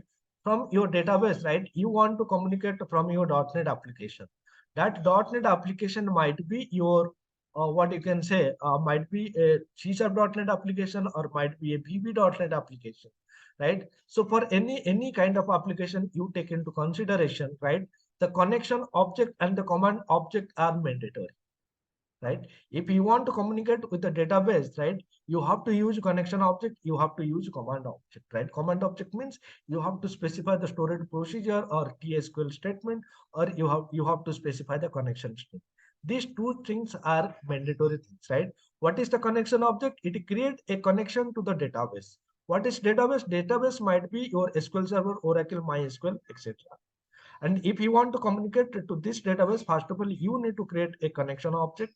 That connection object is going to keep the information about the database, where the database is located, what is the database you want to communicate, I mean the database name, what kind of authentication you use to communicate with the database, whether you want to use Windows authentication or whether you want to use SQL authentication. If you are using SQL authentication, then are you providing the username and the password? If you are providing the username and password, whether you have access to that particular database or not, all these things are going to be checked by this connection object. And when you call the open method, what is command object? See, why we are communicating with the database? To perform some DML operation, to perform some select operation, right? That means basically we are communicating with the database to perform some CRUD operation, and to perform the CRUD operation, command object is there. Command object help us to execute the SQL queries on this database using this connection object. And up to this is the common thing, right? And after this thing, right, you have two options, right? How you are communicating with the database, whether you are going with the connected oriented architecture or whether you want to go with the disconnected oriented architecture, right? If you are interested in connected oriented architecture, then you have to use the concept called a data reader, right? Using data reader command and connection, you can communicate with the database. In the case of a data reader, you can only paste the data. You can in a read only manner, in a forward only manner. Means what? You cannot perform the delete operation, you cannot perform the update insert operation using this data reader object, right?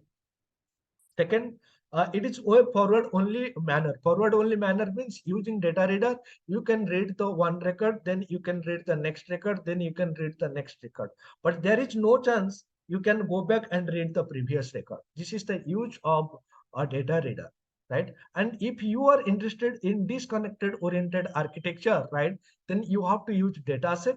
But DataSet alone you cannot use. For that purpose, you need something called data adapter. Data adapter will take the responsibility to fetch the data, but data adapter uses this command connection object, execute the query, return the data, and once it return the data, it will fill the data set. Fill the data set means what? Within this data set, you are having some kind of a data table, right? And those data tables are going to be filled. And once it fills the data table, then it is going to close the connection object. And once it close the connection, its work is done. Now you are having the data in memory in the data set, or you can say data is in the data table, and from this data table, whatever operation you want, you can do. If you want to represent the data directly, you can represent the data directly, or if you want to represent the data in a different format, in a different style, right, by applying some sorting, by applying some filter condition, then you can take the help of DataView. Again, this dataset, DataView, all are going to be work in a disconnected architecture. Means for them, an active and open connection is not required, right? So whatever operation they want, they can do. So this is how ADO.NET work. Any things, any term what I have mentioned, 1, 2, 3, 4, 5, 6, 7. If anyone not understanding, then they can ask me now.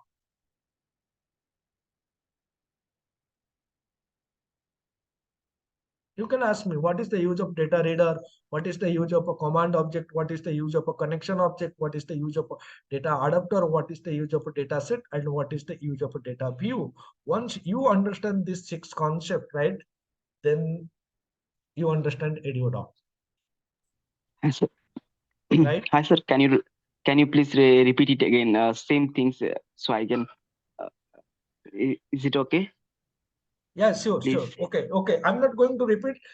So you just tell me, what is the use of a SQL connection class?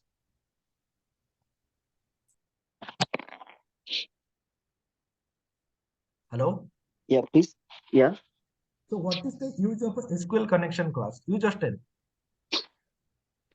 It helps. It helps to. I mean, connection between a database to .NET application. Exactly. So you need this connection object because see, you want to perform some kind of operation on the database, right? Then that database information you need in your .NET application, right? These things, whatever I'm showing, this is part of your .NET application, and this is your backend .NET service, and this is your front-end .NET application, right? Suppose you want to communicate with the database, then you need that database information or not. If you are not establishing a communication link between your .NET application and the database, then how you can perform the CRUD operation? First of all, you need a communication link, yes or no? And that communication link is going to be established by using this connection class. This connection class will store the connection string. That connection string will provide the information about the database where we need to connect it. That connection string is going to store the IP address, the server name, machine name, where the database is located, what exactly the database name, what kind of authentication we are going to use, whether we are going to use Windows authentication or whether we are going to use SQL Server authentication, right? Everything is going to be managed by this connection object. Clear? Yeah. Then see, once you establish the connection object, do you think that I'm just connecting the communicating with the database, calling the open method, and then I'm calling the close method? No, this is not the case. So why we are communicating with the database? To execute some command, right? That command might be a select command, might be insert, update, delete command, might be some insert table statement, right? Any DDL, DML command you want to execute on the database. For that purpose, you need the command object, right? You want to execute storage procedure, then also you need the command object, right? So this command object help us to execute our queries on the database by using this connection object. If this connection object is not there, even though you create the command object, then you cannot execute those things in the database. This command object, by taking the help of this connection object, can go and execute the command in the database. Clear? What is the use of a command object? Yeah, to execute. Exactly. So to prepare the SQL queries, right? So if you want to prepare some SQL queries, then you need to use the command object, right? So if I'm going to show you, right? See, this is my command object, right?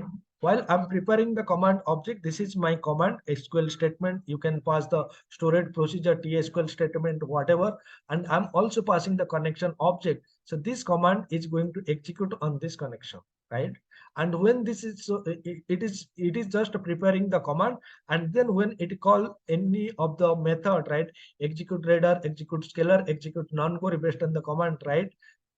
At that time, the command is going to execute on the database, right? So it is basically used for preparing the command SQL statement as well as executing the SQL statement. Clear? Yes. Right. Fine. Right. Then if you are performing the insert, update, delete operation, that is fine, right? You can use this command connection object and communicate with the database. But when you are retrieving the data, right? When you are executing some select queries, right? Then in that case, you are having two options, right? One is you can go with the connection oriented architecture, or you can go with the disconnected oriented architecture. Did you attend that session, connection oriented and disconnected oriented? Maybe I missed. You missed means there we have discussed, right? So we are having two types of architecture. One is connection oriented architecture, one is disconnected oriented architecture. What is the difference between them? The difference between them, for connection oriented architecture, always an active and open connection is required to the database. And in this connection oriented architecture, always it is not required. Whenever required, you have to create, and whenever not required, you can delete. That is disconnected oriented architecture. But did you attend that data reader class?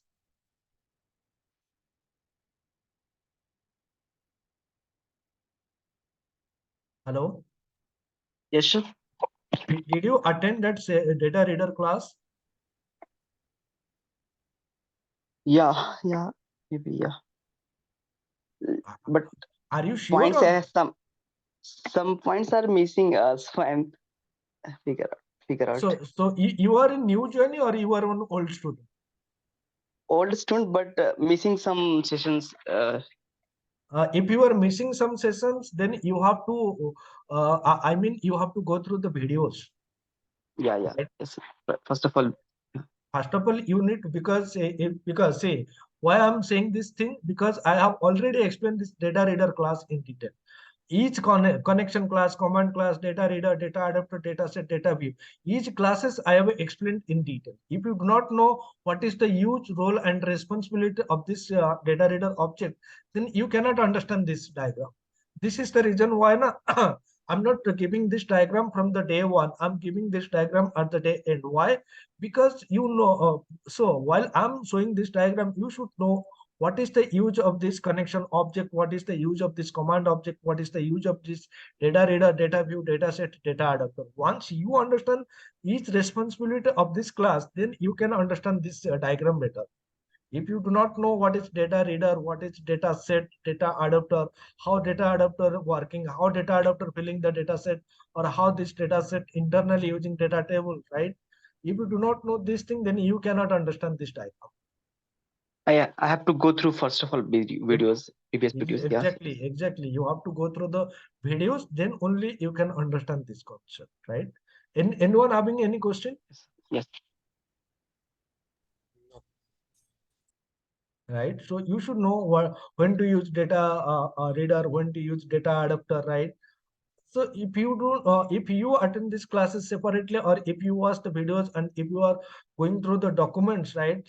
If you are having some basic experience, right? Then if you go through the document, then also you can understand the concept, right? So first of all, you Yes. just go through and watch the videos and learn the view the documents, do practices, and then you can easily understand this concept, right? So Yes. even I have also mentioned, given some few points, right?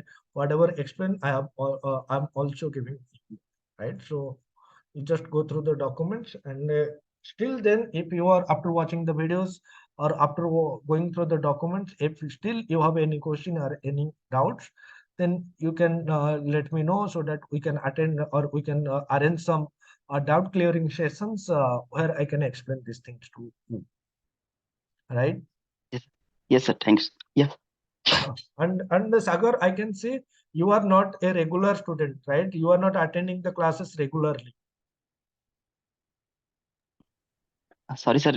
Because of a timing of bus is matched now, so I am missed sessions. So this is the reason why I started the classes. Initially, the classes were supposed to be start from 7, and because of the time 7:30. 7, Yeah. 7, not 7:37. Now I'm starting Yeah. the class from 6:30, right? Yes. And if and you have to give some time, and if you are not attending the session, then you should go through the videos, Yes. right? Because see, whatever whatever concept I'm explaining, right? So you will never find this thing from any YouTube channel or anything anywhere. You will not find this thing, right? Nobody is going to explain these things in detail, right? If you are missing, means you are missing a lot. Basic things, basic concept you can learn from anywhere, but the advanced concept, advanced things, right? You will not find anywhere, right? You can find in a bit and pieces, right? From one website you will find one concept, other you have to visit and you have to check some different websites or some different YouTube channels, Yes. right? But from one place, if I'm providing these things, then you have to take the advantages, right? Yes. And guys, one more request to you all, please do practices. So whatever examples, whatever as of now we have discussed related to edu.net, that is more than enough. Yes, I'm going to discuss one more SQL injection concept and how to work with the XML data, right? That is not important nowadays, but yes, that is also I'm going to cover. But whatever as of now we have discussed, that is important. You have to do practices. And second thing, please learn SQL, right? Please forget about PL SQL. I'm not talking about PL SQL part. Please do learn SQL, because whatever I'm going to discuss next, right? Entity framework and the LinQ, right? Those are completely that you can easily understand or not. That basically depend on your SQL knowledge. If you are good in SQL, you can easily capture. If you are poor in SQL, then it is very difficult for you to understand the concept, right? So that's it for today. Any question from anyone? Only we have required table part in SQL, or we have to cover Table all the points. Table part in the sense, I'm not talking about to create a table statement. Sorry, I'm sir. talking. Okay, let me show you what is required. So you have to understand the basic concept, right? How to create table, all these things, what are the different primary key, foreign key, different clauses, what are identity sequence, right? All these things, right? What is where clause, order by, top and group by, hopping difference, right? What are the different operators in between any exist, union, intersect, all these things. You have to understand this inner join, left outer join, all these things. You have to understand these indexes, right? What are clustered, non-clustered indexes, right? You have to understand some built-in function, right?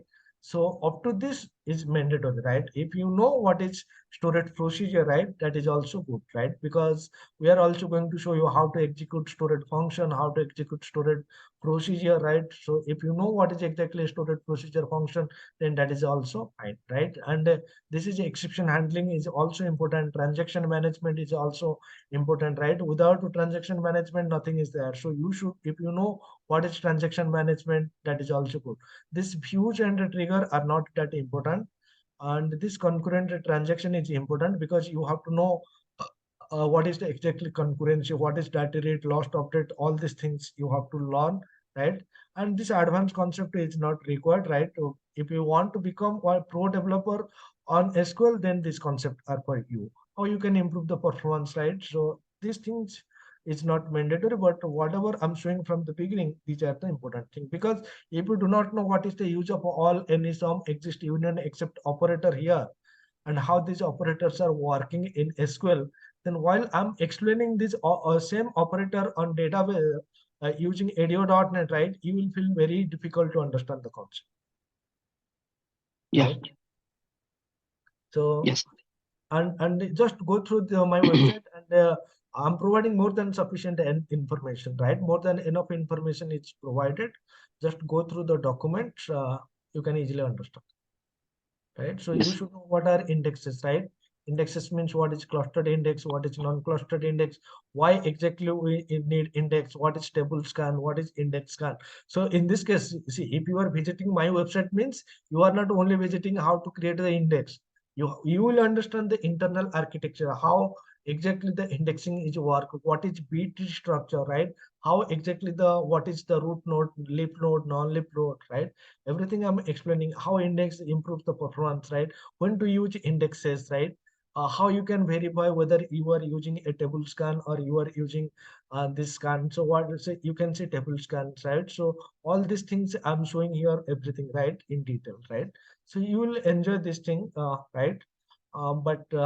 But you have to be prepared, very prepared for this thing, because SQL is important, right? And once you understand the SQL, right, using any database, right, whether you are learning the SQL using a MySQL database or SQL Server or Oracle, right, then one of the database you understand, other you will easily understand, right? If you understand SQL Server, then you can easily understand MySQL and Oracle. If you understand Oracle, then you can easily understand SQL Server and MySQL, right? The concept is going to be same. The way of representing or way of writing the code is going to be little bit vary, but the concept is going to be same. Inner chain means inner chain. Inner chain means the common column from both the table based on the condition is going to be retrieved. That is the same. How you are implementing the inner chain in SQL Server, how you are implementing the inner chain in MySQL or Oracle, that is going to be different little bit, but the concept is going to be same.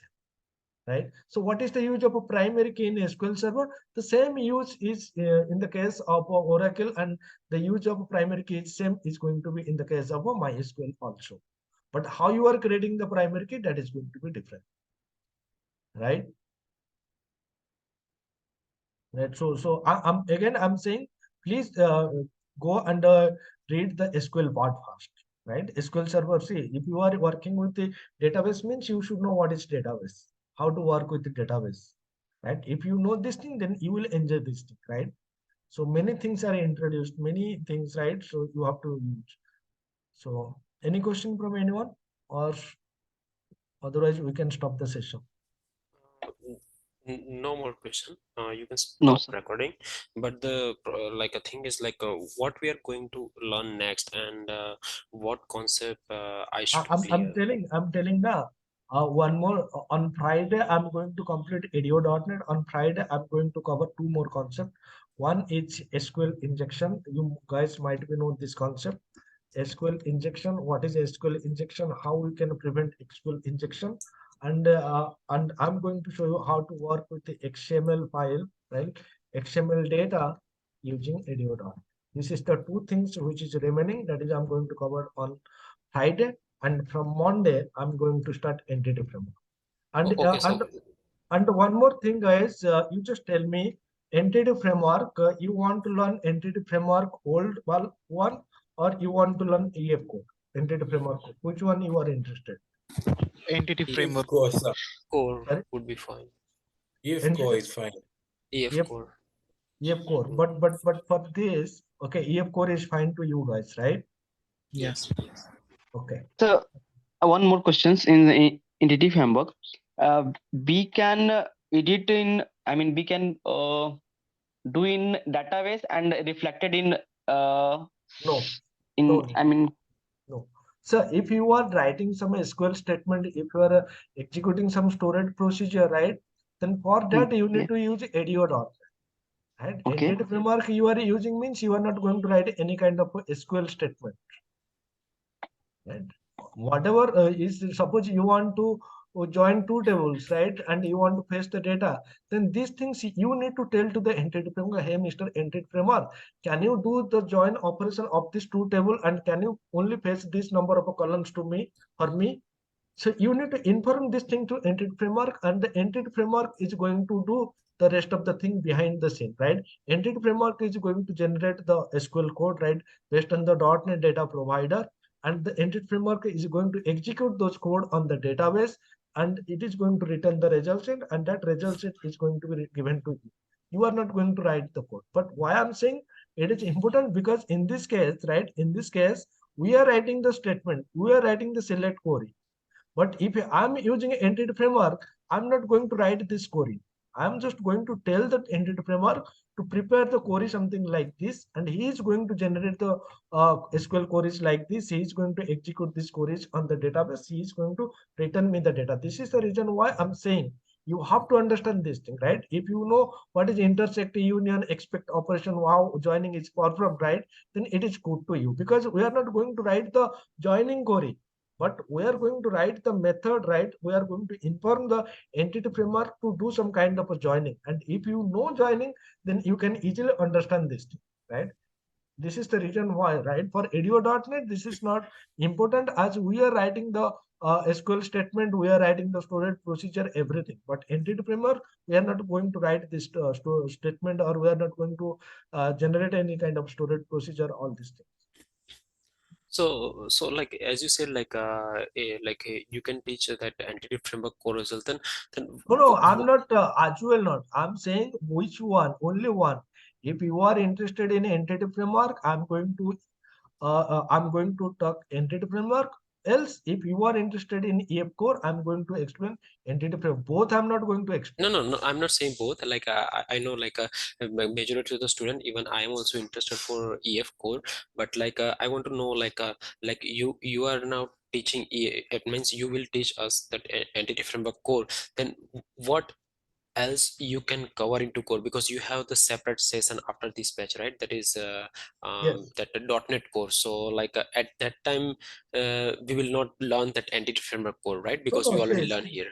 no. In .NET, in .NET core, so in .NET core, I'm going to cover uh, .NET basic. So don't say .NET core. Code is already removed, right? .NET basic, right?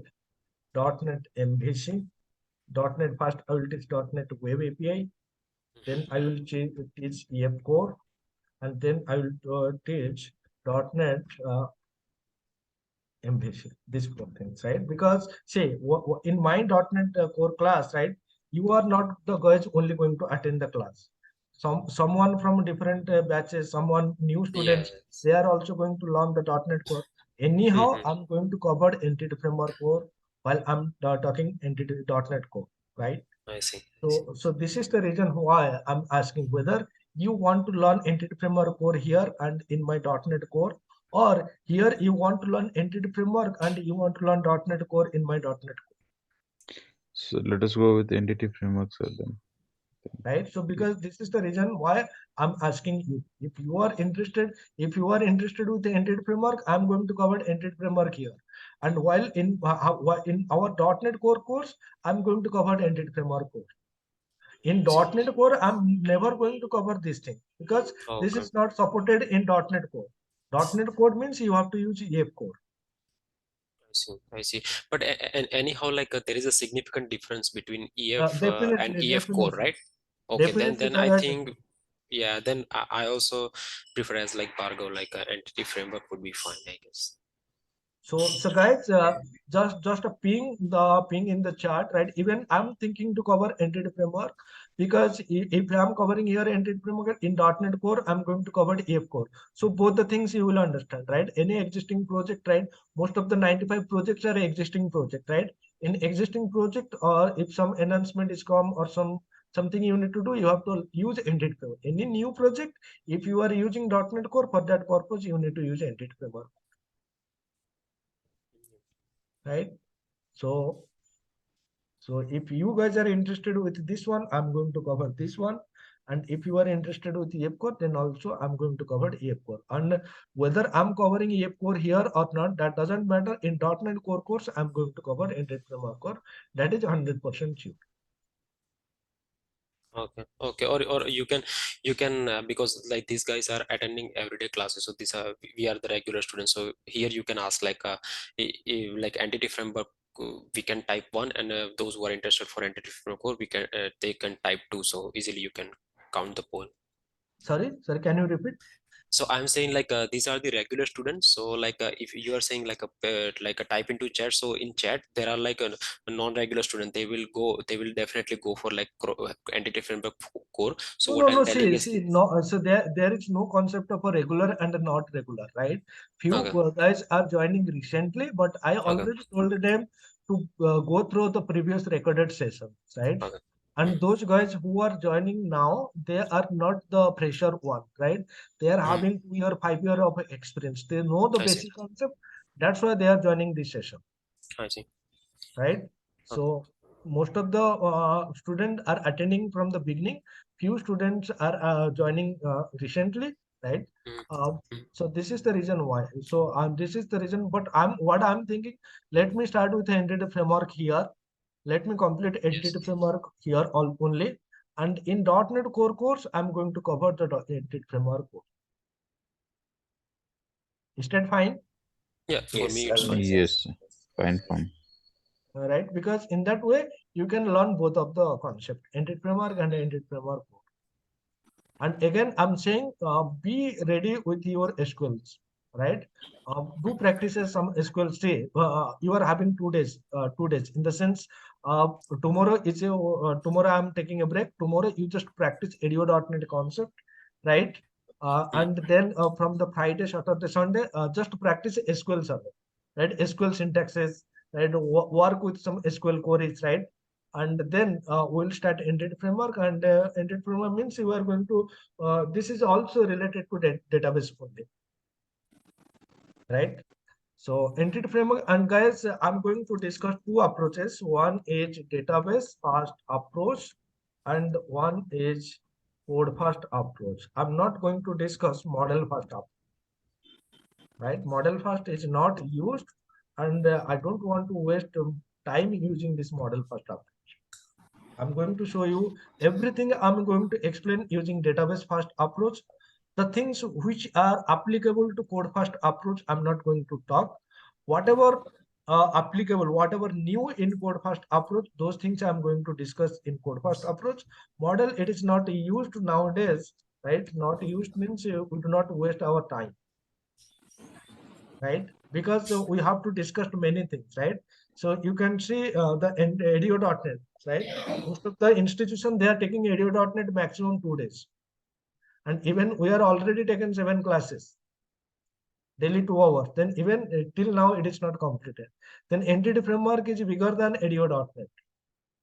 And LeanQ, right? After then, I'm going to discuss LeanQ. It is even more bigger than entity framework. And we are also having many concepts to cover, right? We are also going to cover design patterns. We are going to cover solid, right? We are going to cover automapper, right? We are going to cover XML and JSON, right? How to work with XML and JSON, right? We are going to cover file handling, right? We are going to cover .NET C# new features, right? C# new features in the 7, 8, 9, 10, right? And optional parameters, right? How you can. So yesterday someone asked me related to some default, right? Yeah, Robin, are you here? Robin Nagar. I don't think so. Right?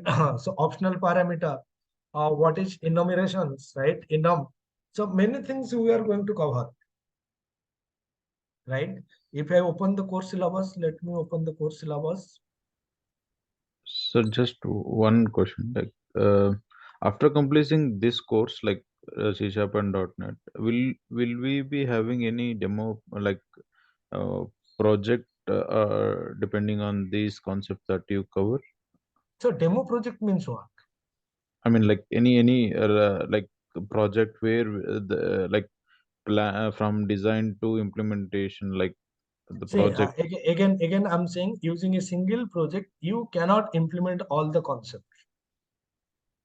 This is not possible that using a single project, you can implement all the concept. And coming to your question, live project, it is not possible because if you are working in any industry, then you can know a single person can never develop a live project, right? Right. For that purpose, you need many different things. You have some specific UI team, you have specific .NET team, you have specific database team, right? You are having BA, you are having Scrum, right? You have to first analysis the requirement, you have to prepare the documentation, BRT, right? Everything you are going to manage, right? No, he And is not asking it. Sorry to interrupt. He's not asking that. So he's asking like a some kind of project where like we have like a 2-3 tables in SQL. We are fetching data and we are representing on like web page, something like that. right. That is what see. In this case, that is what I'm going to discuss once I start web application development, right? Okay. So after this, we are going to start our .NET Core Batch. In .NET Core Batch, as I mentioned, there are two things I need to explain, right? One is the basic concept, that is fine. And if you want to develop a web application, right, you have to use MVC. And while using MVC, I'm going to show you this thing, right? I'm going to create the login page, registration page. I'm going to paste the data. I'm going to perform the CRUD operation, how your the data is going to be updated, right? Everything I'm going to discuss in that time.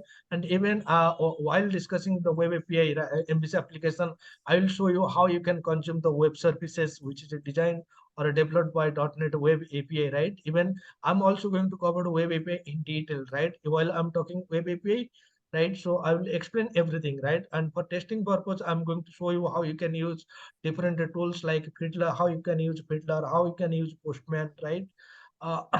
Right. So what is cost, right? How you can handle cost issue, right? Everything I'm going to discuss. So in this case, we are just learning the language, right? As I mentioned, using C# language, you right, learn using C# language, you cannot develop a MVC and a web API applications, right? So, but if you want to develop MVC and web API application, you require C# language. But if you know only the C# language, if you do not know what is MVC and what is web API, then you cannot develop web application. Am I right or wrong? Yes. Yeah, absolutely right. Right. So like at least like whatever we learned till now, like we know like what it will do, and by reading that, okay, it will do this thing, but in real time, when to apply that, how to apply that, whatever we learned, how we can leverage those things. This is the reason why we are going to learn these two things, na? Okay, after that we will be having Yeah. So the whenever project. you are going to develop any kind of web application or web services, right? Whatever concept we learn here, right? How to use collection framework, how to use multi-threading, how to use asynchronous programming, parallel programming, right? All those things are going to be used by this MVC application or by this web API application, Okay. right? So here you are just learning the language, right? You are not learning the web application development framework or web service development framework. Whenever you are developing some MVC web application, whenever you are developing some web services, at that time I will show you how to use this concept what you are learning here, right? Okay. Or anyone who is working on real-time application, right? They might be know this is the how the language is how the C# language is going to use, right? So if you are developing any web API or MVC, right? Mostly any real-time developer here. Yeah, sure. This Vijay. Yes. Yeah. So basically for developing real-time application, what you are using, web API or MVC? I have used both of them. So Right. actually, C# is a language where we can implement the language to into this framework. So if I Right. want to build an API, so at the time I can use the C#. If I want to go with the MVC pattern, both the front end and back end is a single combination. I can go with a framework called .NET MVC. But the Right. language which is used is C#.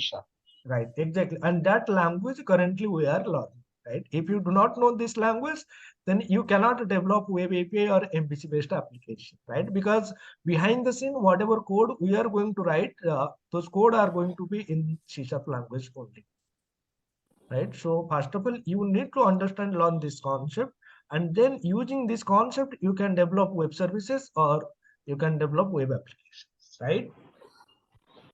Yeah. Bhargav, clear? Yes, sir, got it. Like after .NET Core, course completion will be at least that time will be working on real project See, full-fledged. again, I'm saying you will never learn any real-time application from any training, right? So because it's not possible to develop a real-time application, right? But what I can give you guarantee how to use the concept, right? So I'm taking small example, right? I'm taking small example. I will show you how to perform the CRUD operation by interacting with the DB. Single application is there. How you can implement the logging functionality in your application, how you can implement caching functionality, right? Those people who are working, they might be know the importance of a logging mechanism, they might be know the importance of a redis case, mem case, right? How you can handle the exception, right? How those things I'm going to explain, how you can use the routing concept, right? What is attribute routing, those things I'm going to cover, and how you can use those things in a real-time application by taking some real-time scenario, real-time application, right? But you cannot consider those are real-time application, right? Real-time means which is used in real time. And whatever we are showing here, this is nothing but your demo applications.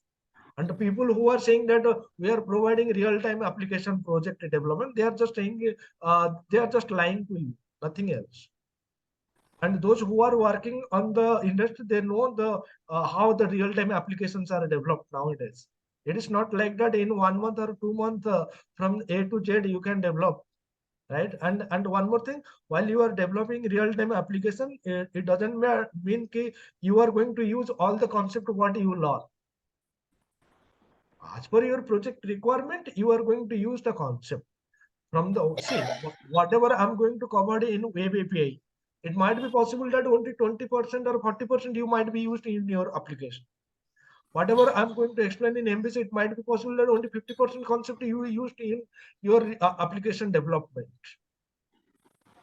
right? But yes, whatever I'm going to explain, those are going to be real-time scenario-based applications, right? Clear? Yeah. Yes. Yes, sir. Right. And one more thing, those who are saying we are going to provide real-time application development, it's completely you can say they're just lying to you. And once the class started, the way we are explaining the concept, in the same manner they are going to explain the concept. This is concept, that is concept. Nothing called real-time application development, right? For real-time application development, there is a BA team, right? There is a QA team, right? There is a DB team, UI team is there, right? We .NET team is there, right? .NET, if you are developing .NET team is there, right? So we are having some Scrum meeting, right? We are creating the story. We are having the Scrum meeting, right? And for a single project, multiple members are there, right? You need to you need to prepare the PRD. You need to prepare the VRD. Documentation is there, right? So after everything is finalized, then you need to start developing module by module, right? And and you can see, I'm a .NET developer. I'm not having many experience into UI, right? I'm not that good in HTML, CSS. right? So and this is not required for me. Even I only know the basic text box, all these things I know. But if you want to make a good design, a specific UI team is there. A team is there which is going to interact with the client, who will get the requirement from the client, and the PA is going to explain the requirement in the Scrum meeting. We need to, then the PA is going to prepare the PRT, right? Then they have to prepare the document. They will provide the document to the different teams, right? They will provide the document to BA team, DB team, UI team, and this development team. Every team will be on the same page, right? QA team will prepare the test scenario cases, right? What are the things BA explain accordingly, they will prepare the test cases, so that once we develop the application, once we deploy the application on the QA environment, QA team is going to test the same. DB team means based on the requirement, they are going to design the database. UI team means what should be the UI look like. Accordingly, they are going to use. So currently, not only UI team in the sense, don't think that HTML, CSS, you can consider web team, right? Currently, you can develop web application, right? You can develop Angular one with sir. Angular one. right? You can use iOS, right? For web application, you can use Angular or React, right? Yeah. Yes, sir. Right? You can develop Angular or React. So this kind of application they are going to develop. .NET team mostly, if you are developing one application for one client for a different client environment, right? If you want web, Android and iOS, then at that time .NET basically it is going to develop the APIs, right? So as a developer, your role is going to be API. For developing APIs, you need to use some API framework, right? And those framework are mostly used is ASP.NET MVC Web API, right? Or you can use .NET Web API, or which is what people are generally called .NET Core Web API, right? And Yeah, Web API, sir. Right, right one. Yes, sir. Right one, we are interested in .NET Core Web API, right? Yeah, yes, sir. Right, but for existing project they are using still MVC Web API, ASP.NET, not MVC, ASP.NET Web API, right? And for this, the language is going to be C#, right? And then, right, all these things, Scrum, story, meeting, all these things are happening behind the scene, right? So different, and it's not possible in the classroom training to create the project, right? But yes, if you attend the OOPS concept, right, in our OOPS concept, I have explained you how you can design the development, right? So based on the entity, based on the attribute, right, you need to design, you need to start thinking how I can design the classes, how I can make the relationship between the classes, what are the method, right? I need to declare as static, what are the method I need to declare as non-static, right? When I need to declare the class as static, right? Everything, whatever we explain the concept, right? Based on our requirement, we are going to create those things, right? And not only C#, right? While developing the application, you need to follow some design patterns, right? So design patterns means there is a GOF design patterns, right? Gang of design pattern. Apart from gang of design patterns, some of the frequently used design patterns are a dependency injection design pattern. Repository. So if you are using entity framework, right? Entity framework, then one of the important concept that you need to understand is repository design pattern, right? The design pattern here term is like a flow control, what we are doing, that one things. Exactly. So design pattern means how you are managing the object, right?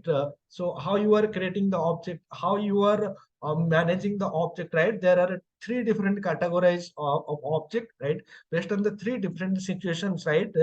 They are dividing the design patterns into three categories, right? And we are also going to cover every design patterns in detail, right? If you want, you can visit my website. There are recreational design pattern, there are structural design pattern, there are behavioral design pattern. Apart from this Kangaroo design pattern, we are going to discuss dependency injection, we are going to discuss repository design pattern, we are going to discuss inversion of control, right? Everything we are going to cover. But behind the scene, how easily you are going to understand the design pattern, that basically depends how good you are into your OOPS concept. abstraction, inheritance, polymorphism, encapsulation, interfaces, classes, abstract classes. If you are good in this concept, then you can easily understand the design part, right? Apart from that, we are also going to discuss solid principle, right? So if you are developing some application, right, you need to follow 5 principles. What are these principles, right? We are going to discuss all these things, right? And we are also going to discuss our link queue, right? Link queue, why I'm saying it is a very big concept, right? Link queue, you can see how big it is. Every method, whatever you are showing, right? If you look at this, right, operators, right, select operator, select many, where filtering, right, op type, set, link queue, except, intersect, union, right, whatever they are in, see, order by descending, order by ascending, descending, right, then by, so whatever, all these things we are going to cover as part of this course, right? And then you are having entity framework is not completed here, right? So we are going to discuss entity framework basic, which is common for all the 3 approaches. We are going to discuss database first approach. It is the course is not completed here, right? Apart from database first approach, I'm going to cover code first approach, right? And if you are interested in .NET Core, right, so we are going to cover entity framework. So the core, so we are going to discuss what is entity framework, code first, development first, database first, everything we are going to discuss, right? So you have to give some time, and not only time means you have to do practices, because I can see people are not doing practices. I have given 2 tasks, right? Only one guy provide me the documentation, prepare the task and send me the document, and none of anyone else, I think they are not trying to do the example. I don't know why they are not doing the task, but please do practices, and whatever task I'm providing, please do this. Yes, sir. Right? So, and once you complete this course, right, .NET course, right, then I can give you guarantee, right? I can give you guarantee any kind of interview, even you can easily crack, right? Any interview you can easily crack.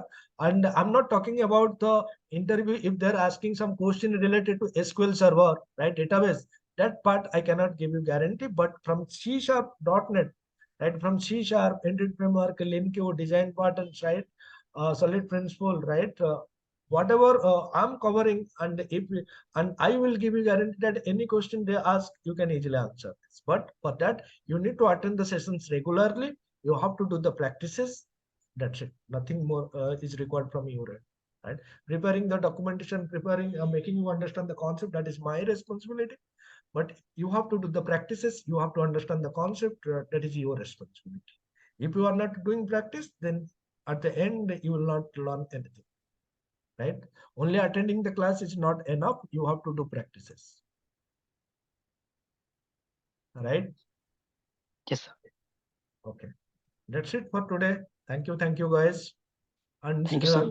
tomorrow there is no class. Next class is on Friday. Yeah, we have to time to cover SQLs and Exactly. practice some. No, not SQL. First of all, till Friday, today and tomorrow, you just practice the ADO.NET part, right? And from Friday, Saturday, Sunday, 3 days, you need to practice SQL part. Yes.